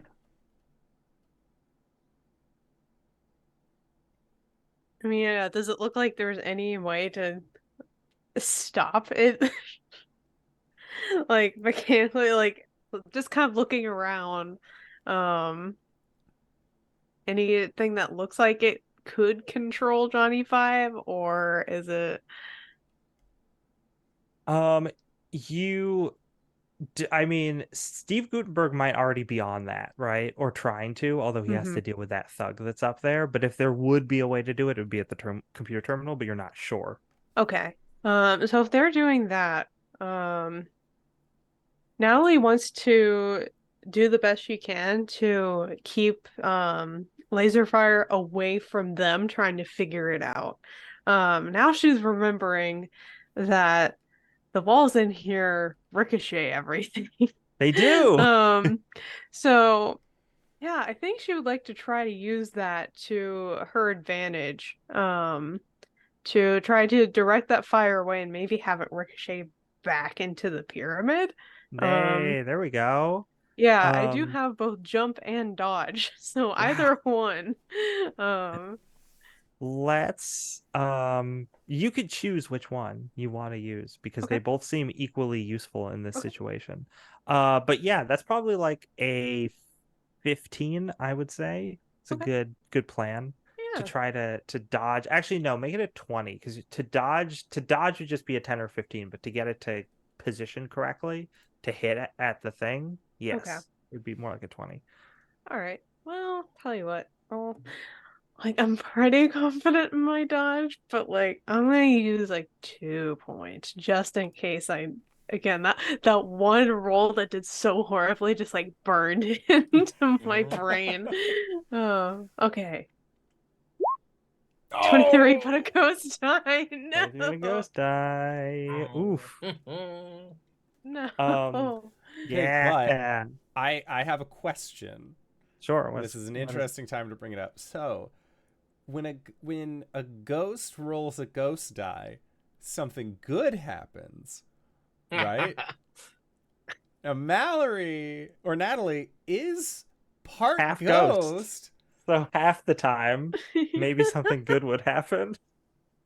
This is a good. Do I roll and see if it's good or bad? Give me a 50-50. Let's see. Oh my god. All right. So which one is which? Oh, you can just, I guess, odds or something bad happens, and even if something good happening, you can just roll a d6. Okay. No, it was worth a shot. It was worth a shot. Half ghost, but not ghostly enough on this day. The laser ricochets, bounces around. It's gonna hit Evil Johnny 5, Pyramid 5. But oh yeah, there's also a Super Smash Brothers thing that comes up when the pyramid activates that says mechanical mayhem, and then below it in parentheses it says Evil Johnny 5. But yeah, the bolt is going to ricochet. It's going to hit the robot. What's a bad thing that can happen to you folks? Johnny 5 is being hurt. Isn't that enough for you? Isn't that enough of a penalty? Look what we've had to do. Yeah, I don't know. Maybe I feel like Natalie, you do that move, but when you land, you like roll your ankle real bad. And you lose like 3 brownie points. Okay. I was gonna give you less dice, but then I'm like, no, that's too mean. It's too many brownie points worth of dice. Can't do it. So yeah, you're like, ow, man, that really hurt. Oof. Um, but yeah, Evil Johnny 5, Mechanical Mayhem. You can tell that it's on like a swivel, like a Lazy Susan type thing, because the pyramid like transformed in the sense that it got arms and a face, but it didn't grow legs or anything. So it's not walking around. But it is currently facing Natalie, and Natalie had talked about how um she didn't want it to be firing on the terminal, so it is not facing that side of the room. So let's say it's facing like the south side of the room, whereas the terminal is on the um what was it? What did I say? Like east or west. And that's also the observation deck is on one of those, and then yeah. But what are other people doing? There's lasers. There's Yeah. one more laser that's coming around. I actually should try and see who that's coming towards. I'm gonna run over by Maurice and like whisper, like, well, I mean, there's a ton of noise, so like slightly under the breath, be Stage whisper. yeah, like, can we get prime time on a like? I think you were trying to do it, but like, can we get him on a cassette tape? I think so. No, you so all right. And then I'm gonna yell out loud to Patricia, "You're a ghost, right? Can't you like go inside and muck up the mechanics to this thing?" That's She's what like, I do. he's just like, well, yeah, you know what? That's a good idea. And then he's gonna try to do that. Ghost in a machine. There you go. Yeah. But what's Mallory doing? Let's see, do we have any way to the bridge? To the bridge. Do you mean the observation deck that all the rich people are in? No, you do not see any way up there. Okay. There must be a way, but you can't immediately tell how they got up there. Okay, and in this room, there's crates of gold, there's a forklift, there's a trickster god that looks like a big skeleton in a fancy suit with hair. There's a pyramid robot. There's a terminal. Steve Gutenberg. There's a lot of good stuff in this room, is what there's I'm a lot saying. of good stuff going in on. this room. There's a lot Yeah. of fun references that can be made. There's a forklift. Are you There's a even forklift. certified? A forklift, you say? Yep. Just drive that forklift right into the pyramid. I don't want to hurt Are you 25. rich? Just forklift into it. What if I took one of the thugs hostage? A pumpkin. You could take you could try and because that thug doesn't have a gun anymore, as we established. There's also a gun on the floor. There's another thing that's happening in the room. That Look at thug the is gun rat. from the floor. Yeah, well, you already have a gun, so you don't need to. Have two hands. It's true. Isn't one of your guns a shotgun though? It is. Mostly, I just don't want any of our enemies to pick up a gun on the floor. Yeah. Glass reflects proton blasts. They might not reflect bullets. Yeah. Mhm. The reflect this. Bang bang Yeah, there bang. you go. You can go grab that gun. I'm gonna say that's gonna put you in the line of the second laser fire. So I'm not gonna make you roll to pick up the gun, but I'm gonna make you roll to dodge the laser. Okay. Moves? Yes. 15. 15. You may spend 3 brownie points to just succeed or roll. I will spend 3 brownie points. I don't want to get lasered. Okay. You dodge the lasers. The lasers bounce all over the place, but they don't hit you. Yeah, lasers. Sweet. Not laser cool. today. Was that Suckers. all the players? Ted said a thing. Mhm. Yeah, Maurice, did you do something? Not yet. What he was Yeah, I wanna already know- thinking of doing, and then Ted's suggestion as well, trying to hook up the video camera to the panels to see if we can try and get Primetime like basically brought through, but then stick him onto a VHS tape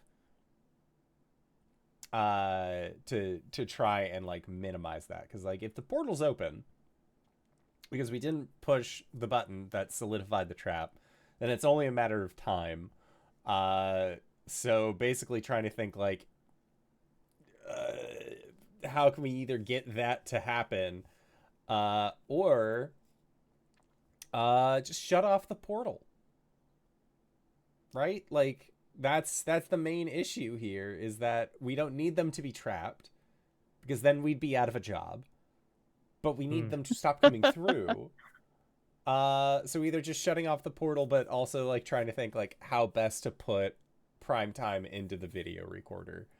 Okay, I need brains for Yeah. that. I think that makes the most sense. Okay. Would you say that this is a guess? Sure. Okay.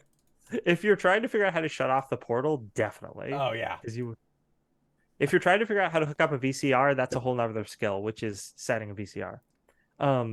I've set many a VCR in my life. That's a Maurice 27 on a definitely has. guess. Yeah. Mine is the yeah, one house on 27. the entire cul-de-sac where the number isn't just flashing 12. Yeah. It shows the accurate time. Nice. Okay, Sick. so to turn that portal off, it looks like the controls are locked out from this terminal. Like you get to the terminal, Yeah. like in the background, like Steve Gutenberg is wrestling with this thug, and you're like typing away. You're like, I think I know how this works, and it's like, okay, the terminal, yeah. He's a hunt and peck for sure. The yeah, it looks like the ability to turn on and off this thing has been taken away from this terminal and rerouted to upstairs. But you could probably turn it off by getting up in there, like getting into the pyramid and screwing with those wires. I'll do it. Okay. I'll That'll do be it a for next... Johnny. I'll do it for Johnny. For you. For me.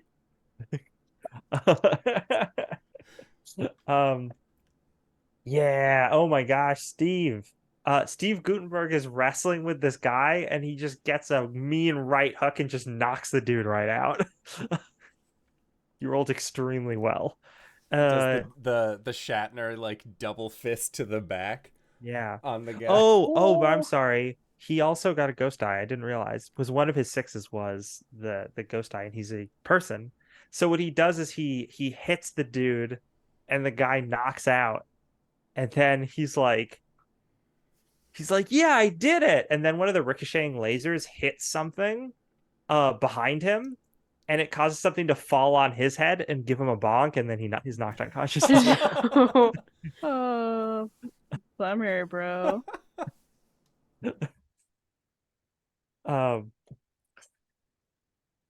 Classic Steve Gutenberg. Yeah. Now and Ghost Patricia Gardner is going to try to get inside the mechanisms of this device and screw it up. But she rolls terribly and does not succeed.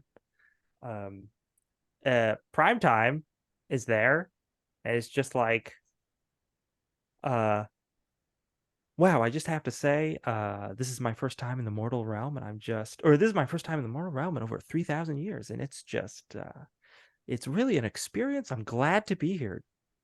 Just thanks, everybody. It's really great. And then he turns to you folks. It's like, if there's anything that you want or you need, I can manifest physical objects from my mind. So what Primetime is in this scenario is, if you need any items, you can ask him for them and he will create them for you. Oh, sick. And I mean like items from like the item deck. So if you're like, Yeah. oh, I really want the beach kit, Primetime would be like, I'd love to make that, and he would just create it. What? This is very gosh. good. We Um, we have made our freaky little friend, and I love him.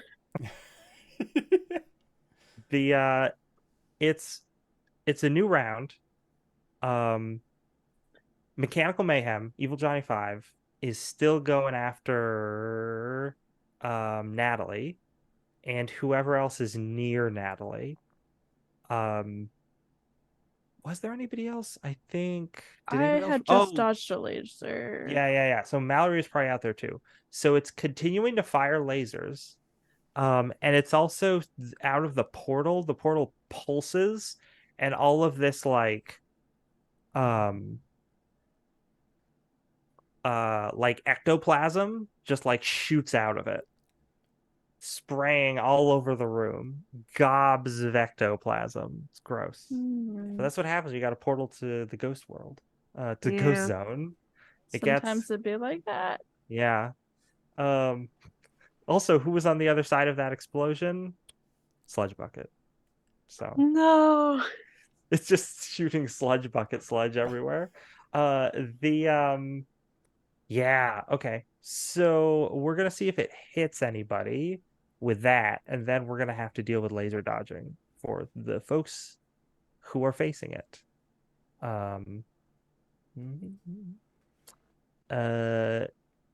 Slime is going to collide with actually no one. Okay. Slime shoots all over but doesn't get onto anyone. It might like get onto Primetime, or Primetime's like, well, that's disgusting, and then they just wave their hand and they no longer have slime on them anymore. But yeah, so people who are dodging lasers, Natalie and Mallory, I need dodge rolls from you two, or if you want to do something else, that's fine, but you risk being hit by a laser. Oh, good. The dodging does sound good.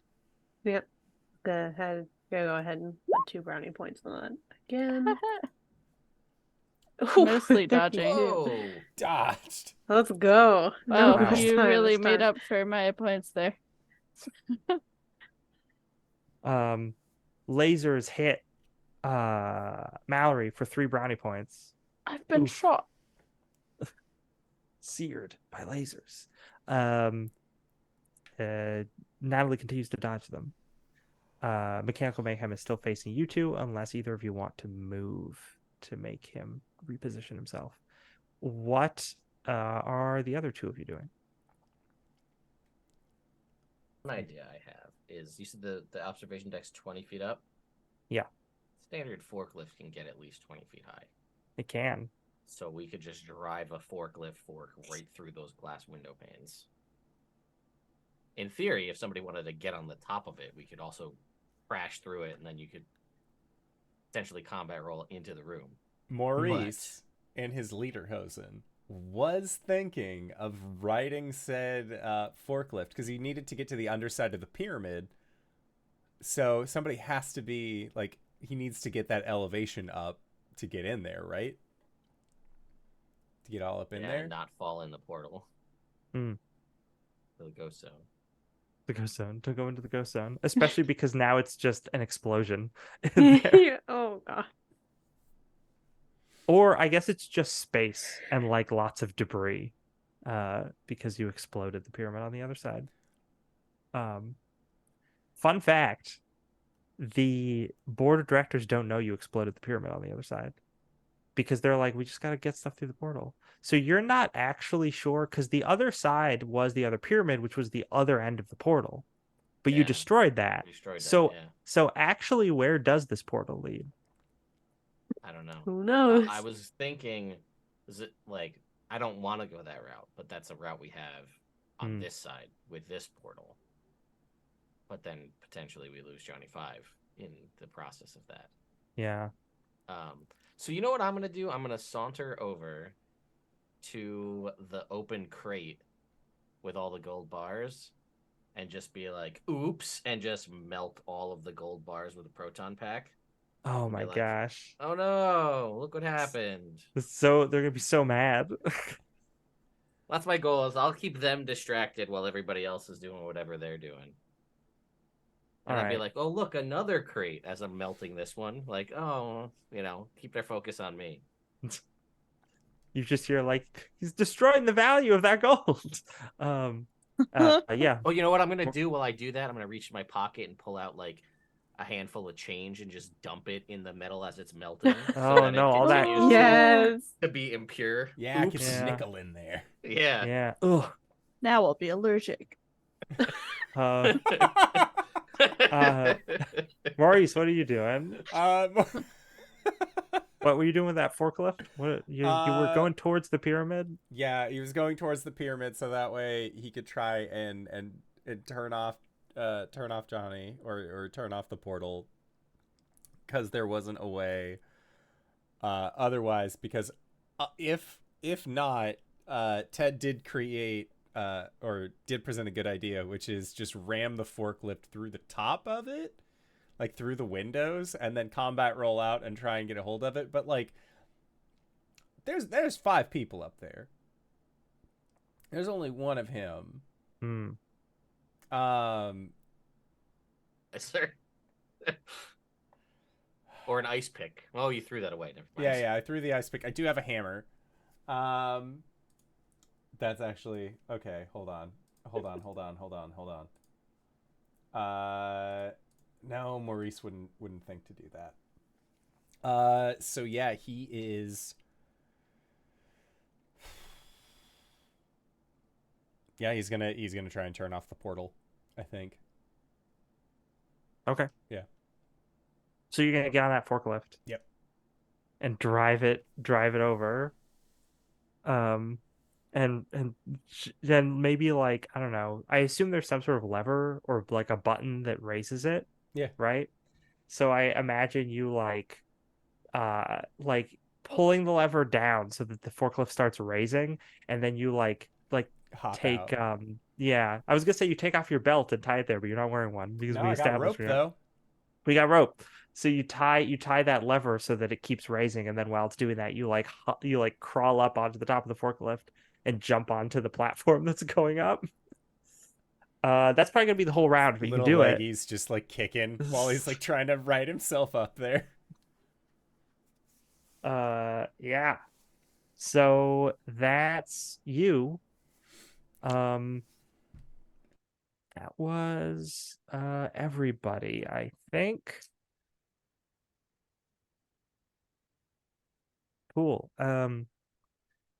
Primetime is gonna be like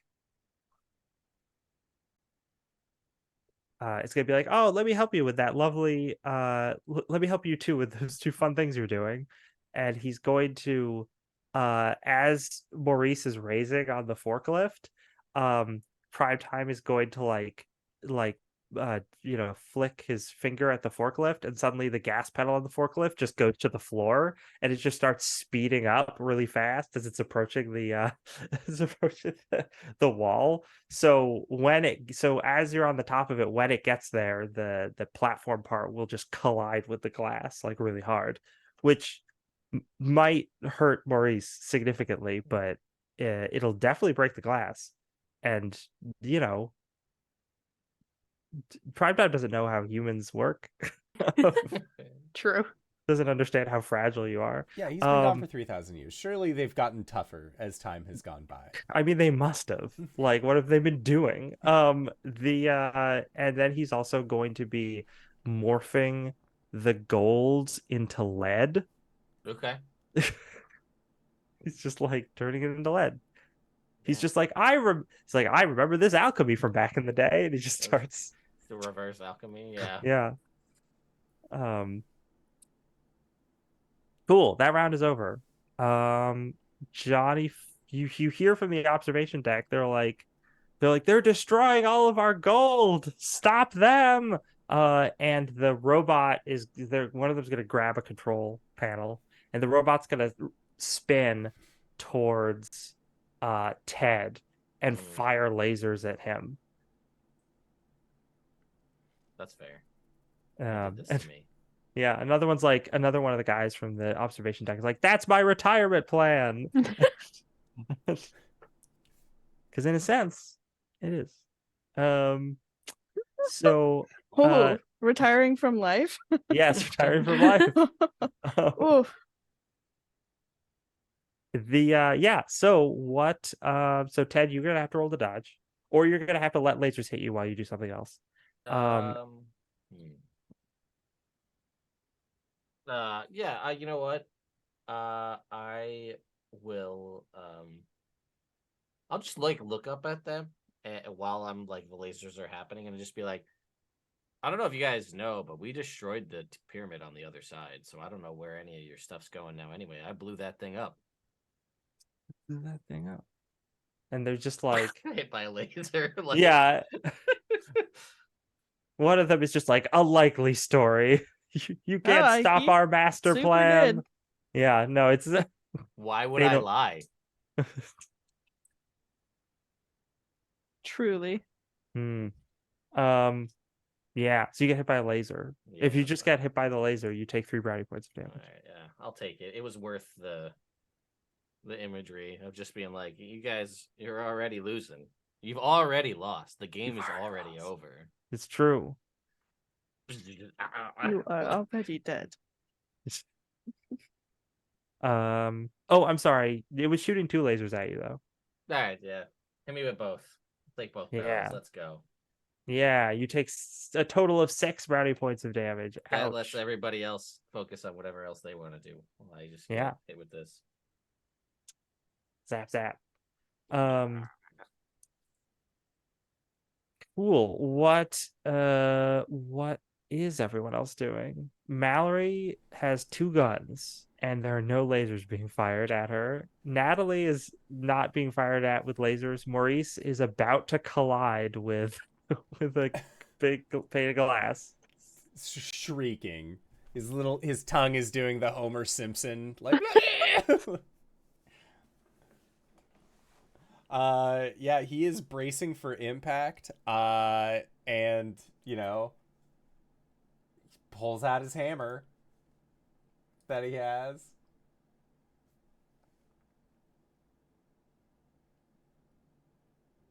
Yeah. Yeah.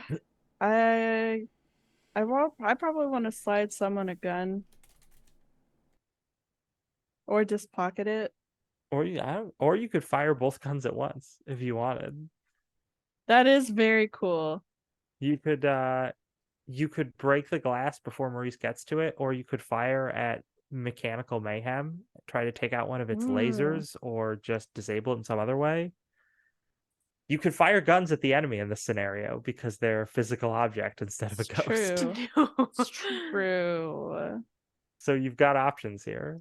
Compelling argument. I think let us shoot the door, or not the door, the glass, Okay. and well, actually, would the shrapnel of broken glass potentially hit Maurice? I mean, if you shoot it quickly enough, no, because he wouldn't have gotten there yet. And the Okay. broken glass, when he collides with it, would definitely hit him if it's not shot out beforehand. Look, So I'm wearing That's true. protective lederhosen. It's fine. I will shoot the glass. yeah, that's just a 10 because it's the glass will bounce energy off of it, but it doesn't do anything against bullets. Okay. So what am I shooting with? Moves use weapons or fire Moves. weapons rather. Oh, I got a 7. Oh, well, I was gonna say, do you want to use any dice to increase I it? should have. It's a 10. I could, so that's 2 brownie points. Yeah, it's 2 brownie Can I points. retroactively do that? Yeah, if you want. You I spent 2 don't want brownie to hit points. Maurice. Yeah, you aim both your guns upward and just start firing, and it blows out the observation windows right before Maurice Sweet. gets there. Yeehaw. And then Maurice, you don't have to worry about breaking through the glass when you hit it. So the forklift hits the thing, and you're set sprawling inside. I need a moves roll for you not to just like fall on your face and be disoriented. I'm gonna use 2 brownie points. Oh, this is a 15, 11. by the way. Huh? This is a 15, by the way. Well, I got an 11 for it. Oh, okay. So the forklift hits and Maurice just goes like, ah, and flies into the room and like bowls over like Mr. Stenson or something. But yeah, now you're just like laying on the ground. Next round you'll be able to do something in there. Totally fine. And you lose 2 brownie points. Okay.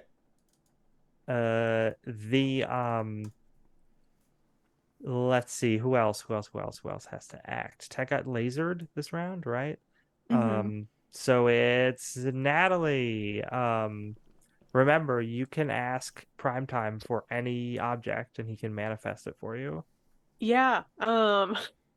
That's gonna come in handy here because I want to try to get over to whatever is shooting the lasers off of mechanical mayhem, like Oh yeah, start 2 trying robot to arms. disable them. Mhm, Yeah, like yeah. I want to like ask for like a toolbox or something, I guess. See if I can just Um, like if it's on like one like axis kind of thing or axle kind of thing, like just getting it off, popping it off.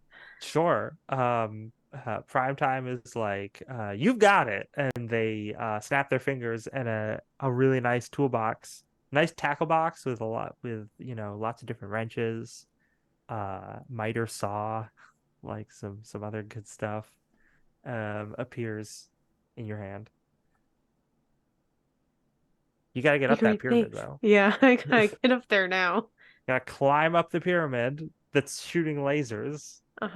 That's gonna be a what is climb under? Is climb under moves or muscle? Muscles. I was gonna say it Yep. probably should be under muscles. So I'm gonna need a muscles roll. This is gonna be a 20 because the object is moving and firing lasers. That's And entirely fair. Like my muscle isn't bad, but it's not great either. So, you know what? We're just gonna spend 4 points on it because why not? There you go. All those brownie points that we got. Thanks, audience. 23, let's go. Nice. Spend the brownie points. Get up there. You are all the way to one of the arms. You've got the toolbox. You've opened it up. You're looking at it. You're like, yeah, an Allen wrench. That'll work. So next Allen round. wrench? Now, now you can. Next round, you'll be able to start dismantling that. Yes. And I think that's everybody. So the next round begins. Lasers fire. One laser fires at Natalie because Natalie is on top of the robot. The other laser fires at Ted because it is still in front of, or is still facing Ted. Yeah, you can let me know what you're doing. Maurice, you can pick yourself up. Mallory can just keep on shooting if she wants. Yeah. Dodge this laser. Man, what else is this for, right? Right?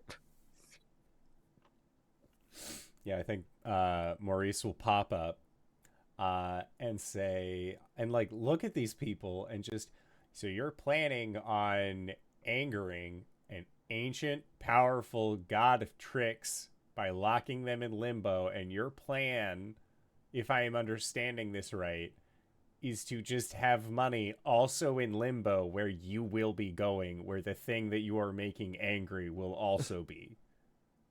You're like, well, we figured we'd just buy him off when we get there. And then another person's like, everybody has a price.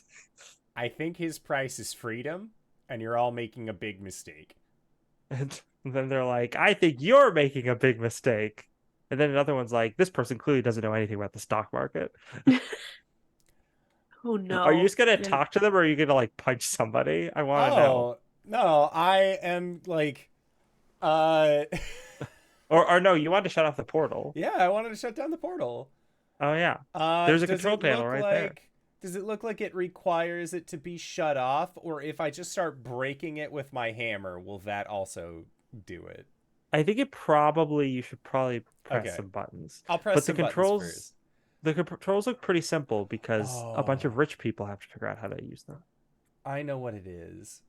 I know where the stop button is.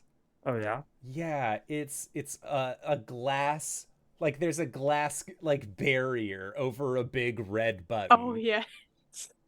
And it has like multiple, like you need keys to open it, and there's like this Yeah. like fancy interlock. He just takes his hammer, breaks the glass, Mm-hmm. and then like smashes the button. And you just use the like wee woo shutdown process initiated. Yay! And all the rich people are just like, this is the worst. You've ruined everything. And then another one's like, yeah, I mean, geez, if Primetime was out in the mortal world, well, I mean, I guess that's not the worst thing. But now we can't have any of our money in the afterlife. They're just like, it seems like they don't act, they seem like they care a lot about the portal being shut down, but anything else they're like whatever. Yeah, I mean they're so rich. Any kind of crime is just like an Oh yeah, inconvenience. no. One of them is the police commissioner. Like, Yeah. Who am I gonna take this to? The DA? DA's probably in on it. one of the guys waves like, "Hey, I'm the DA." God, of course it is. No. No. Another one is like, "I'm the mayor." The betrayal. The So yeah, they're just like, and then another one's like, this is gonna set us back months. We're gonna have to rebuild this whole thing. That's what's happening with Maurice. The portal is shutting down. It's head coach. That's who's the mayor of New York at this time. What are other people doing? Natalie's disabling a laser. Mm-hmm. Brains roll, Oh. but only a 10 because you've got the Okay. tools for the job. Okay. Remember, you can just spend 2 brownie points because Yeah, yours I is think value I'm of just 10. gonna do that. Okay. You do that, so you get your tools and you are able to disassemble this arm joint. And the laser that's like firing randomly just suddenly stops and then falls. Oh, I'm sorry. You had a laser coming at you. I did. So if you do that, then you're gonna have to take the laser blast, which is another 3 brownie points. Yeah, I mean, I think it's worth it at this point just to take Yeah. out one of them. Cool. Lasered. So one of the arms falls to the ground, and you just hear "wow" from Johnny Five. And let's see what else happens. Ted, did you dodge? I did. I did. Oh, I didn't roll it. Never mind. I'm gonna dodge. Yeah, 6. Oof. Oof. On 3d6. That's what I'm Wow. talking about. Yeah, that was ooh. You take another 3 points of brownie point damage. You're just taking it. That's something else. Yeah. Ooh. That's yeah, what is Mallory doing?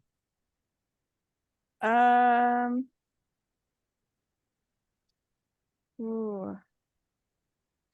Well, clearly reason is not working with these folks. No. Of course they're not reasonable, they're rich. And threatening their money still seems to not be super effective. I mean, it makes them really mad. It makes them very upset. That's a kind of effective, I suppose. You're right. Yeah. You could shoot at them, I guess. That would make them run away. Because you can't like shoot at them and kill them because you can't do that in this game. But right. No. You could shoot at the Giant 5 robot some more, or I'm I'll sorry, try for the to first time. disable the lasers. I'll shoot Yeah, at the there's one lasers. other laser arm. You can shoot at it with both your guns at the same time and blow it up if you succeed. Excellent. Okay. That is a roll of 15 that I need from you 15. for moves, fire weapon. You can spend 3 brownie points to automatically succeed if you'd like. I'll spend three brownie points. All right. As long as you keep track of those brownie points. Oh yeah. The you fire all those guns. So it's like Natalie is up there and like uses these tools and disassembles the arm, and the arm falls off. And you're like, yeah, I did it. And then the other arm is just like suddenly blown off by a bunch of gunfire. And you look down and Mallory is just holding 2 guns, a shotgun and a handgun. Yeah, it's just gonna look back at Mallory and just say, "Nice toolbox." Thank you. Mallory's proficient in using tools. This is the right tools for the job. Yeah, so let's see, is that everybody? I think that's everyone. A new round starts. All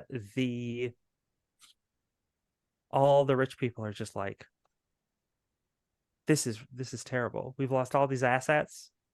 The robot, the artificial intelligence we made Dr. Gutenberg install didn't even do anything. It just said wow a bunch of times and shot some lasers. It wasn't a very effective strategy. And they're like, yeah, what are we paying that idiot for? And then they're like, well, and then they turn to Maurice and they're like, have a nice life. And then one of them presses a button and a little escape chute opens and they all run for it. No. Rich people escape chute. Yeah, it's the traditional rich person escape chute. Every Yeah. rich person has one. Did you know? Don't you know anything about rich people? There's a big lever that says "in case of the Mhm. poor," and then you throw it in a tube. No. Oh, It's in case of emergencies, parentheses, poor people. yeah. Do you do anything in response to this? He doesn't know really what to do. I mean, he has them on camera talking about how, like, they were behind all of this. You do. True. It's true. Like, okay, sure, get away, I guess. Like, as long as I think, like, at this point, it is consolidate, like, trying to do damage control, right? Like, trying to stop whatever's happening from continuing to happen. We got ghosts to bust. Yeah, you got one particularly large ghost to bust that you need to worry about right now. Prime time is like, it's just like the portal at this point shuts down. Mechanical mayhem is still active because Johnny 5 has not yet been disabled, but he doesn't have any weapons left anymore, and the portal's disabled. I mean, I can start disabling him from up here as well, right? Oh yeah, you can power him down from up Yeah, there yeah. if you want. Yeah, that's what Maurice is going to be doing. It's just like everything, Yeah. shutting it down. And Johnny 5 is like, evil Johnny 5, go to sleep now. As he's like spinning around and then slowly stops spinning, like slows down and just stops. And Prime Time is just like, well, this has been a real hoot, everybody. Fighting a giant robot, undermining the plans of the super rich. Fantastic. Time for me to go and conquer the world.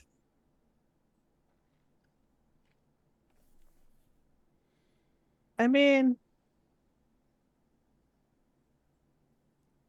look, those guys absolutely can conquer those ones. And I'll just be like, well, hang on. I mean, don't you want to let the world know that you're finally free and broadcast this out to everyone? Prime Primetime, who's like about to walk out the door, is like, wait a minute. And he turns around and is just like, now you're speaking my language, Theodore. Yeah, hang on, and I'll walk over to the camcorder, which is next to all of the broadcast equipment that's like hooked up to the pyramid. And yeah, I will make sure there's a tape in the camcorder, and then I will take.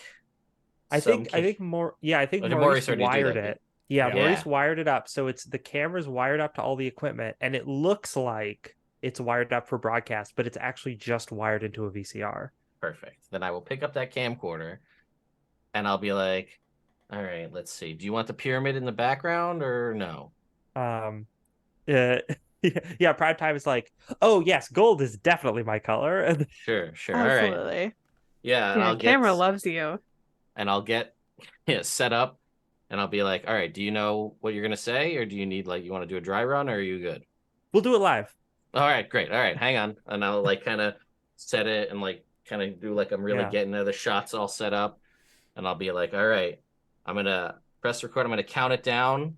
We'll go 3, 2, 1, and then it'll be like right before you do that. Primetime's like, it's like you wouldn't try it. It's like he says it his evil voice. He's like, you wouldn't be trying to trick me, would you, mortal? His voice gets real deep and spooky. And I say, of course not. So I need a cool roll from you. Okay, so I have a question. Yeah. So Ted's been doing a lot of the talking him through, being able to oh, you want to dry run, you want to practice this, and really using that orating skill. The orating skill might have. Oh my been gosh! using. Yeah, let's do it. Let's use the orating skill. Okay. I assume this is something that can't be succeeded with brownie points, correct? It cannot, not for this. Other people can assist though, and if they spend their action, they can give you extra d6s. I would like to assist. Same. I'm on the control panel, so I can get the lights going, activate the fog a little bit, or not bring back the portal in full, but just have some spookify it. Yeah, some nice underlighting. He'd appreciate that, I'm sure. What are the other two of you thinking about? More. Can I do while the shots getting established and stuff too, be makeup and wardrobe, make sure the tie is all straight and everything looks good. Yeah. You go to comb his hair, but his hair is this weird form plastic thing. So it doesn't really work. Oh. You're also putting blush on a skeleton. Yes. Right. Exactly. All right, so I'm gonna say, I'm not getting that brown or that point? No, you do. Okay, I'll take that. Yep. What is Mallory doing? You don't have to help out, but you do if you can think of something fun to do. I think Just give him a cigarette. I think I would Got any offer a cigars? cigarette, yeah. I might have a cigar. Wow. Knowing Mallory. Wait, you do have a cigar, don't you? From way earlier in the game. Didn't Stenson give I didn't you one? actually light it up ever. Yeah. Yeah. I've just been walking around with it. So you do have a cigar, a really fancy cigar. Look, this is luxury at its peak. That's gonna make you look real good to the audience at home. Like a real boss. Yeah. All right, so that's 3 extra d6s. I imagine you giving him the cigar and he looks at you and he's like, smoking kills, and then he lights it up. Wink. All right, I'm spending some points. You guys are giving me points, and we're orating. Now, Orating. I'm not gonna tell you how many points I spend. You're just gonna see it when I roll. Oh So my we're just gonna God. see a lot of points. You guys ready? Yeah. Uh-huh. A total Whoa. of 15d6 for a 54. I spent I spent 7 of my brownie points. And I said, you know what? I'm going all in here. Hopefully nothing bad happens because I'm not going to be able to take much of a hit after this. So. Oh gosh. Yeah, no. So I was gonna say it's a contested roll. But I don't think he can roll high enough to deal with that. We'll see, but I don't Well, know. I learned from the last time that I need to go high, so Yeah. That was high enough, I think. I'm hoping. Just maybe. I couldn't have made it much higher. I could have made it Yeah. 1 point higher, that 1d6 higher.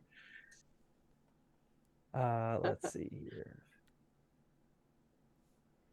Yeah, I mean he makes it to he makes it all the way to 40, but he doesn't get Okay. to 54. Oh, I'm glad I glad I spent what I spent then. Yeah, no, because that's like the thing that he's good at. So yeah. and then he's like, yeah, he just looks at you and he's like, ready for my close up as he just like puffs on the cigar. The 3, 2, and then I hit record. You hit record. Now, for him to go into the broadcast, he like turns into energy and shoots into it. Like that's not something you have to do. That's like something he does. So he does that. He shoots into the camera, and then you just see the light going through the power cords into the VCR. Then suddenly like the VCR just recording. And you just hear this like very muffled, like angry yelling from the VCR. And all of this like and then the VCR stops recording, right? Like it hits the end of the tape, and then the tape pops out and it's like smoking, like the way one of your traps smokes when you just catch a ghost. Oh my gosh, amazing. And got him. You got him. Yeah. We did it. Very tricksy. He's gonna be so mad. You better make sure that one never gets loose. Exactly. Just never play it on anything. Maurice is like using the alpine gear to climb down from the 20-foot up. Oh, actually, before you do that, real Yeah. quick, Maurice, appearing to you is going to be the ghost, Patricia Gardner ghost, which now doesn't really look very much like her anymore. It looks more like a spooky ghost. Yeah. And it's just like, hey, could you do us all a real solid? There's like a lot of us trapped in this building. Could you just send us back to the ghost zone? I would love to do nothing more than that. You would love She's to like- do. She's like, thanks. I appreciate it. We all really appreciate it. And you just see in the reflections of the room in the glass, like all these ghosts, and they're like, yeah, being trapped in here sucks. This is awful. Yeah, And Maurice. another one. Boring. Yeah, another one's like, I wanted to go to the mortal realm and scare people, but I mean, anything's better than being trapped in this building. If I gotta go back to the ghost zone, I'll take it. Yep, Maurice just like starts doing his Yeah, best you guesswork. flip some levers. Yeah, you assume everything's very clearly labeled up here because the rich people have to operate it. So That's true.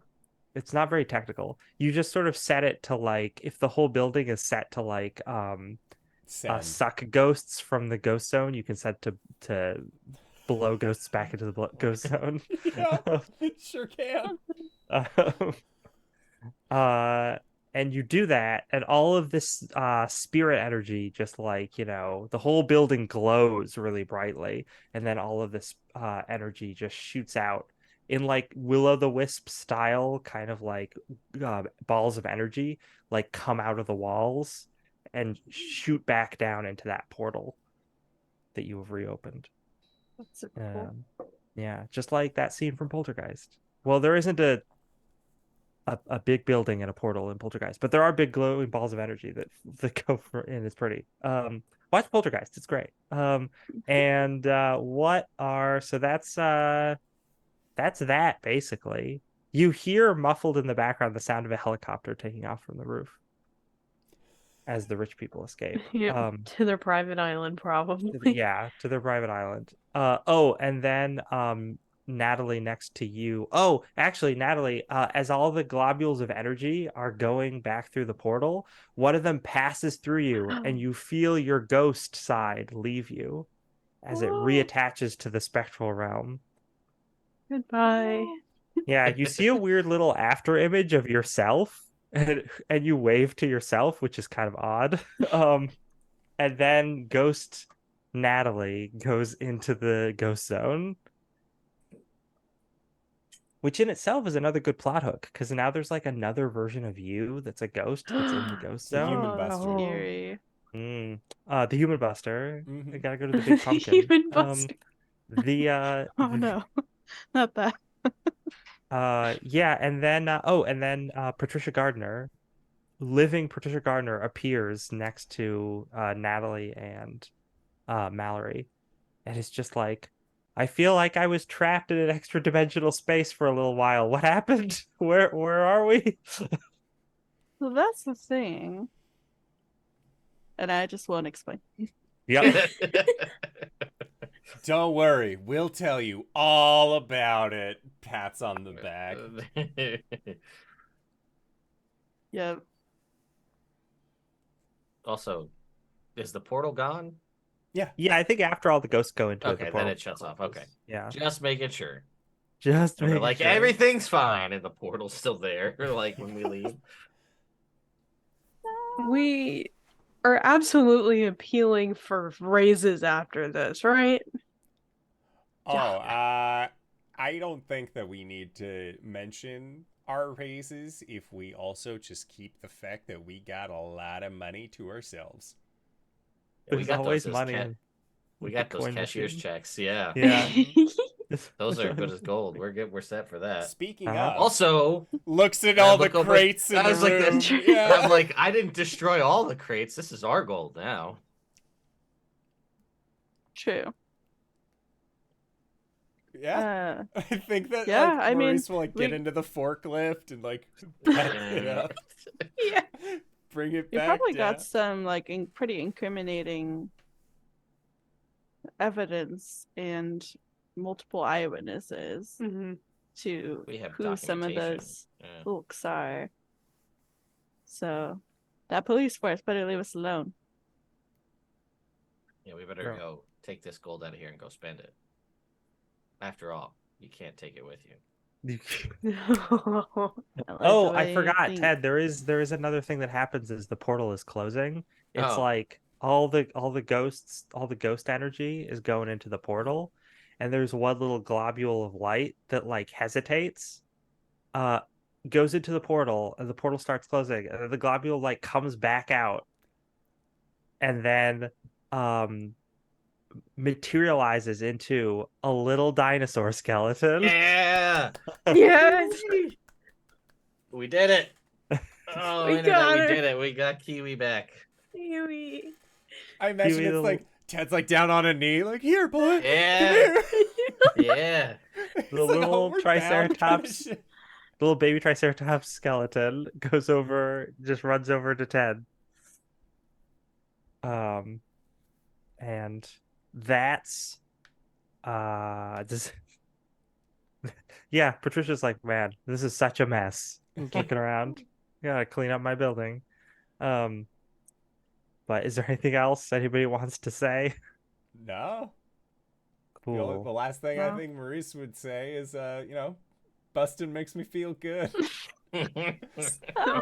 Do we want to freeze frame on something? Does everyone want to jump real quick and then we can Yes. freeze frame Oh on it? yeah. Yep. Oh yeah.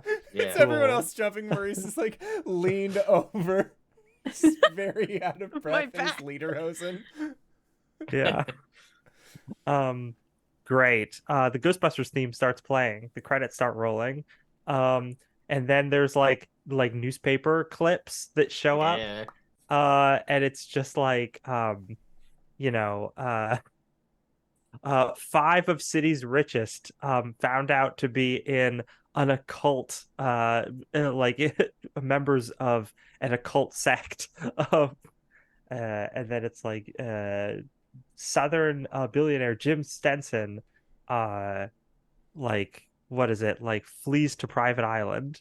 And what are some other good headlines for the Dale final Crenshaw thing? promoted to police commissioner. Yeah, Dale Crenshaw Yeah. promoted to Yes. commissioner. That's good. What are some I want to other be good- officially a detective. Oh So I can keep my yeah. gun. So in the picture of on the newspaper of Dell being promoted, like you're also there in a uniform, right? The uniform being a trench coat and a cigarette, not looking at the camera. Yeah.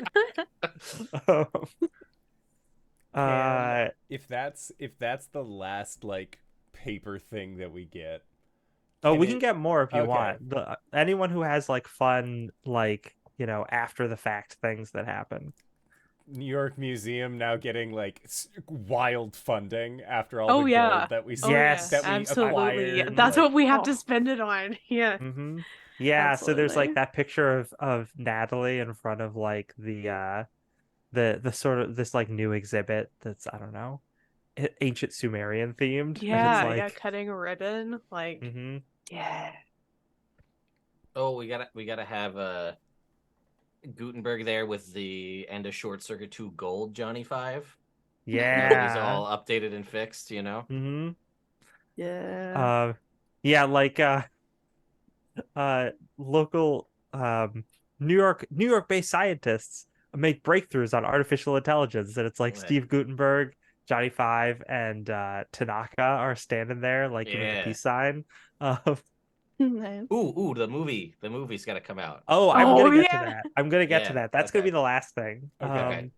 But I need to know if you folks have any other headlines you want to throw up on the Well, I screen. meant the horror movie, Oh, the horror Yeah, movie. yeah. the Yeah. Giallo movie. Yeah, the what's the director's name? Lucio Argento. Lucio Argento's new horror movie. Um uh the most terrifying thing I've seen in years, says audience members. It's like I Siskel thought and it was Ebert. real.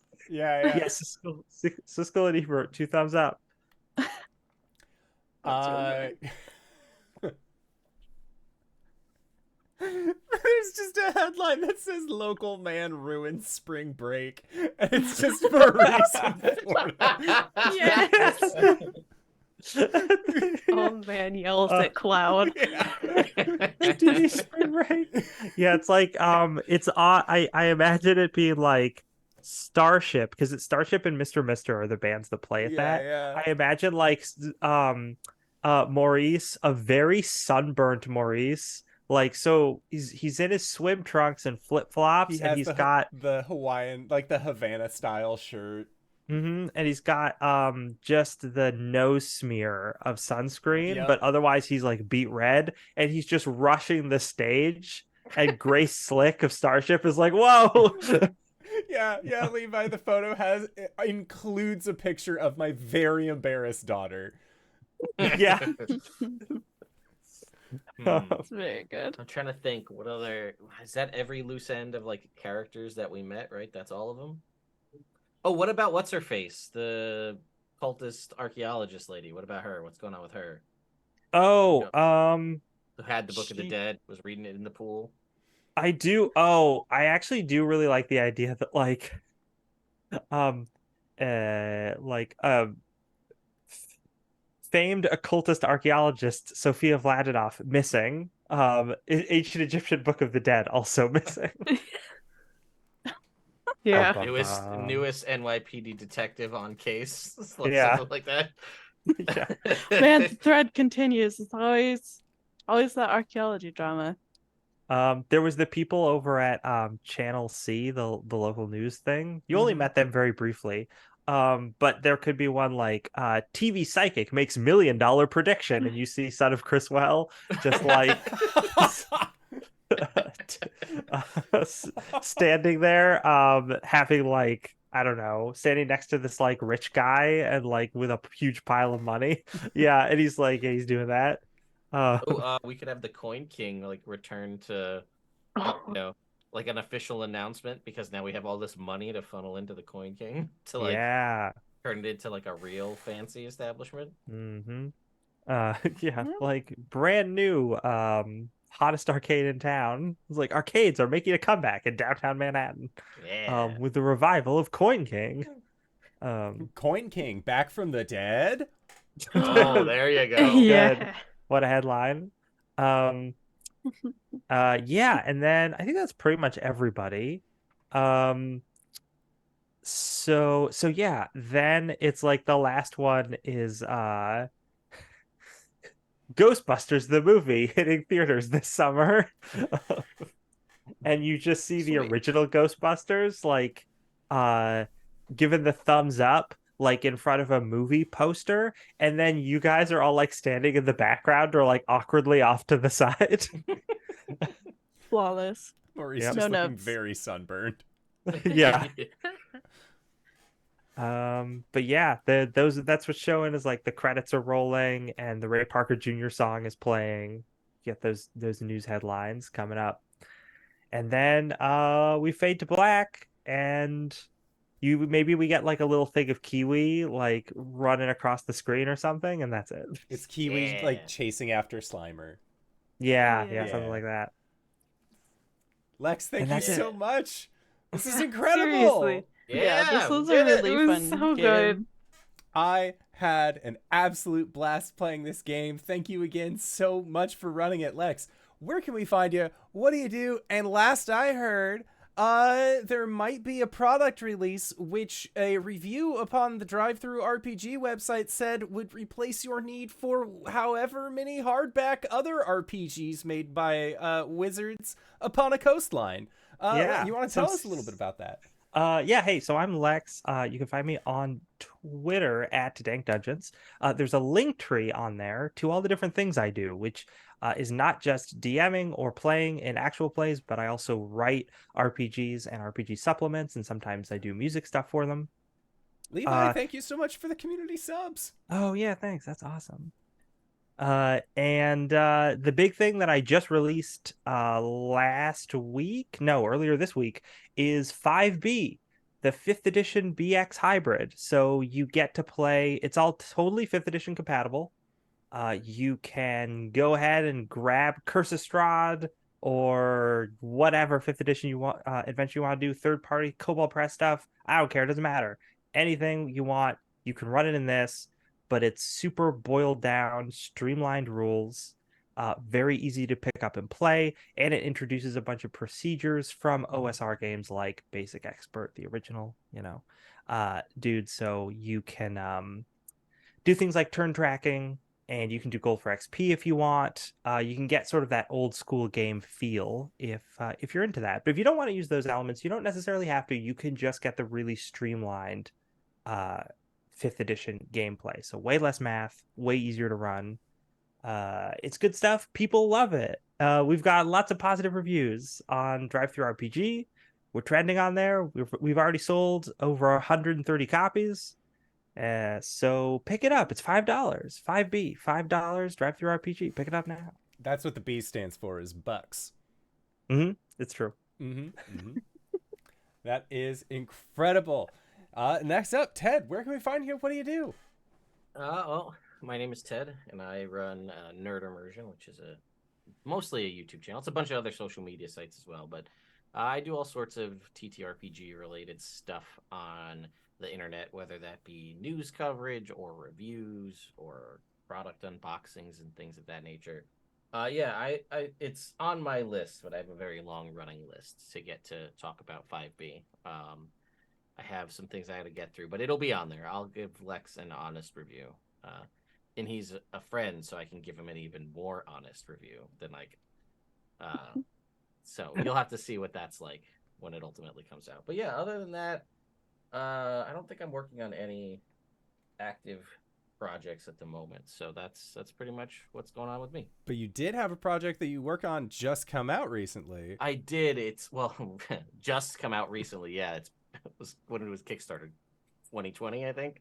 But printing issues. But yeah, Jetpack 7's Black Storm Realms, which is their space, which was way more expansive and a lot more space-related information for battles and world building than other existing 5e-based space products. But yeah, it's pretty exciting because it's the first book I've seen that has my last name on the front cover, so that's pretty cool. Nice. Congrats. Yeah, I wrote the foreword for the book, which I thought was a little weird because I was an author on it, but either way, they asked me to do it, so I did.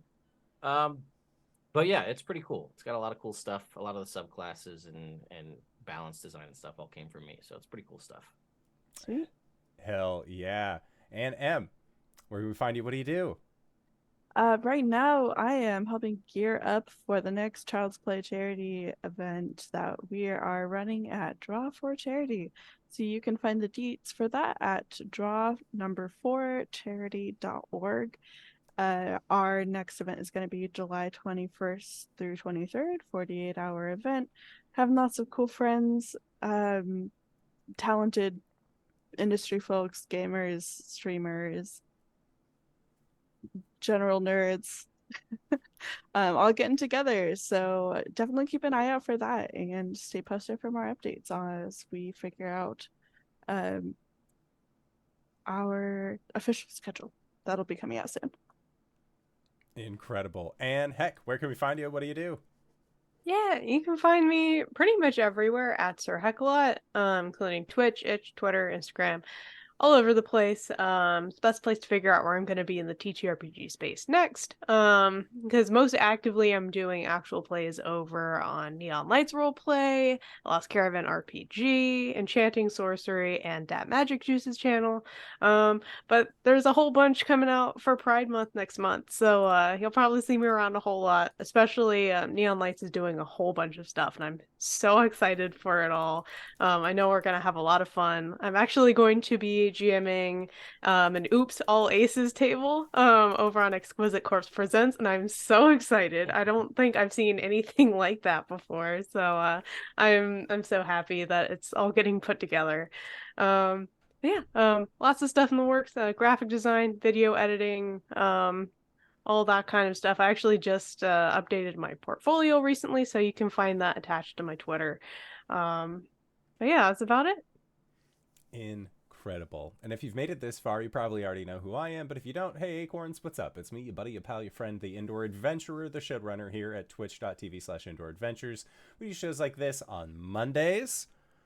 For the foreseeable future, it honestly is just Mondays at 5:30 p.m. Pacific Standard Time. We're going to be getting our Apocalypse Keys game, hopefully up and running. Maybe not next month, or towards the end of next month. We're still in the process of finalizing some things, but don't worry. The end is coming soon, and I am very excited to be a player involved in that campaign.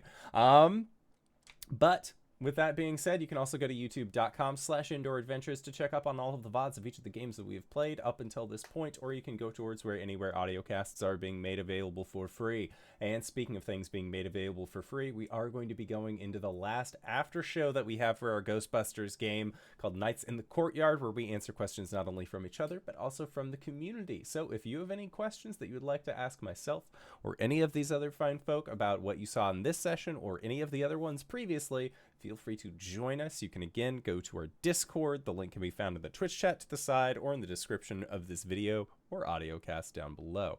But with that being said, I would like to once again say thank you to Lex for running this game as many weeks as we did. This has been incredible. Thank you to these players for putting up with our bullshit once again this week. And thank you to everybody who decided to stop on by, because we couldn't do shows like this without contributions from all of you. Thank you. And we'll see all of you guys next time. All right, everybody. Good night!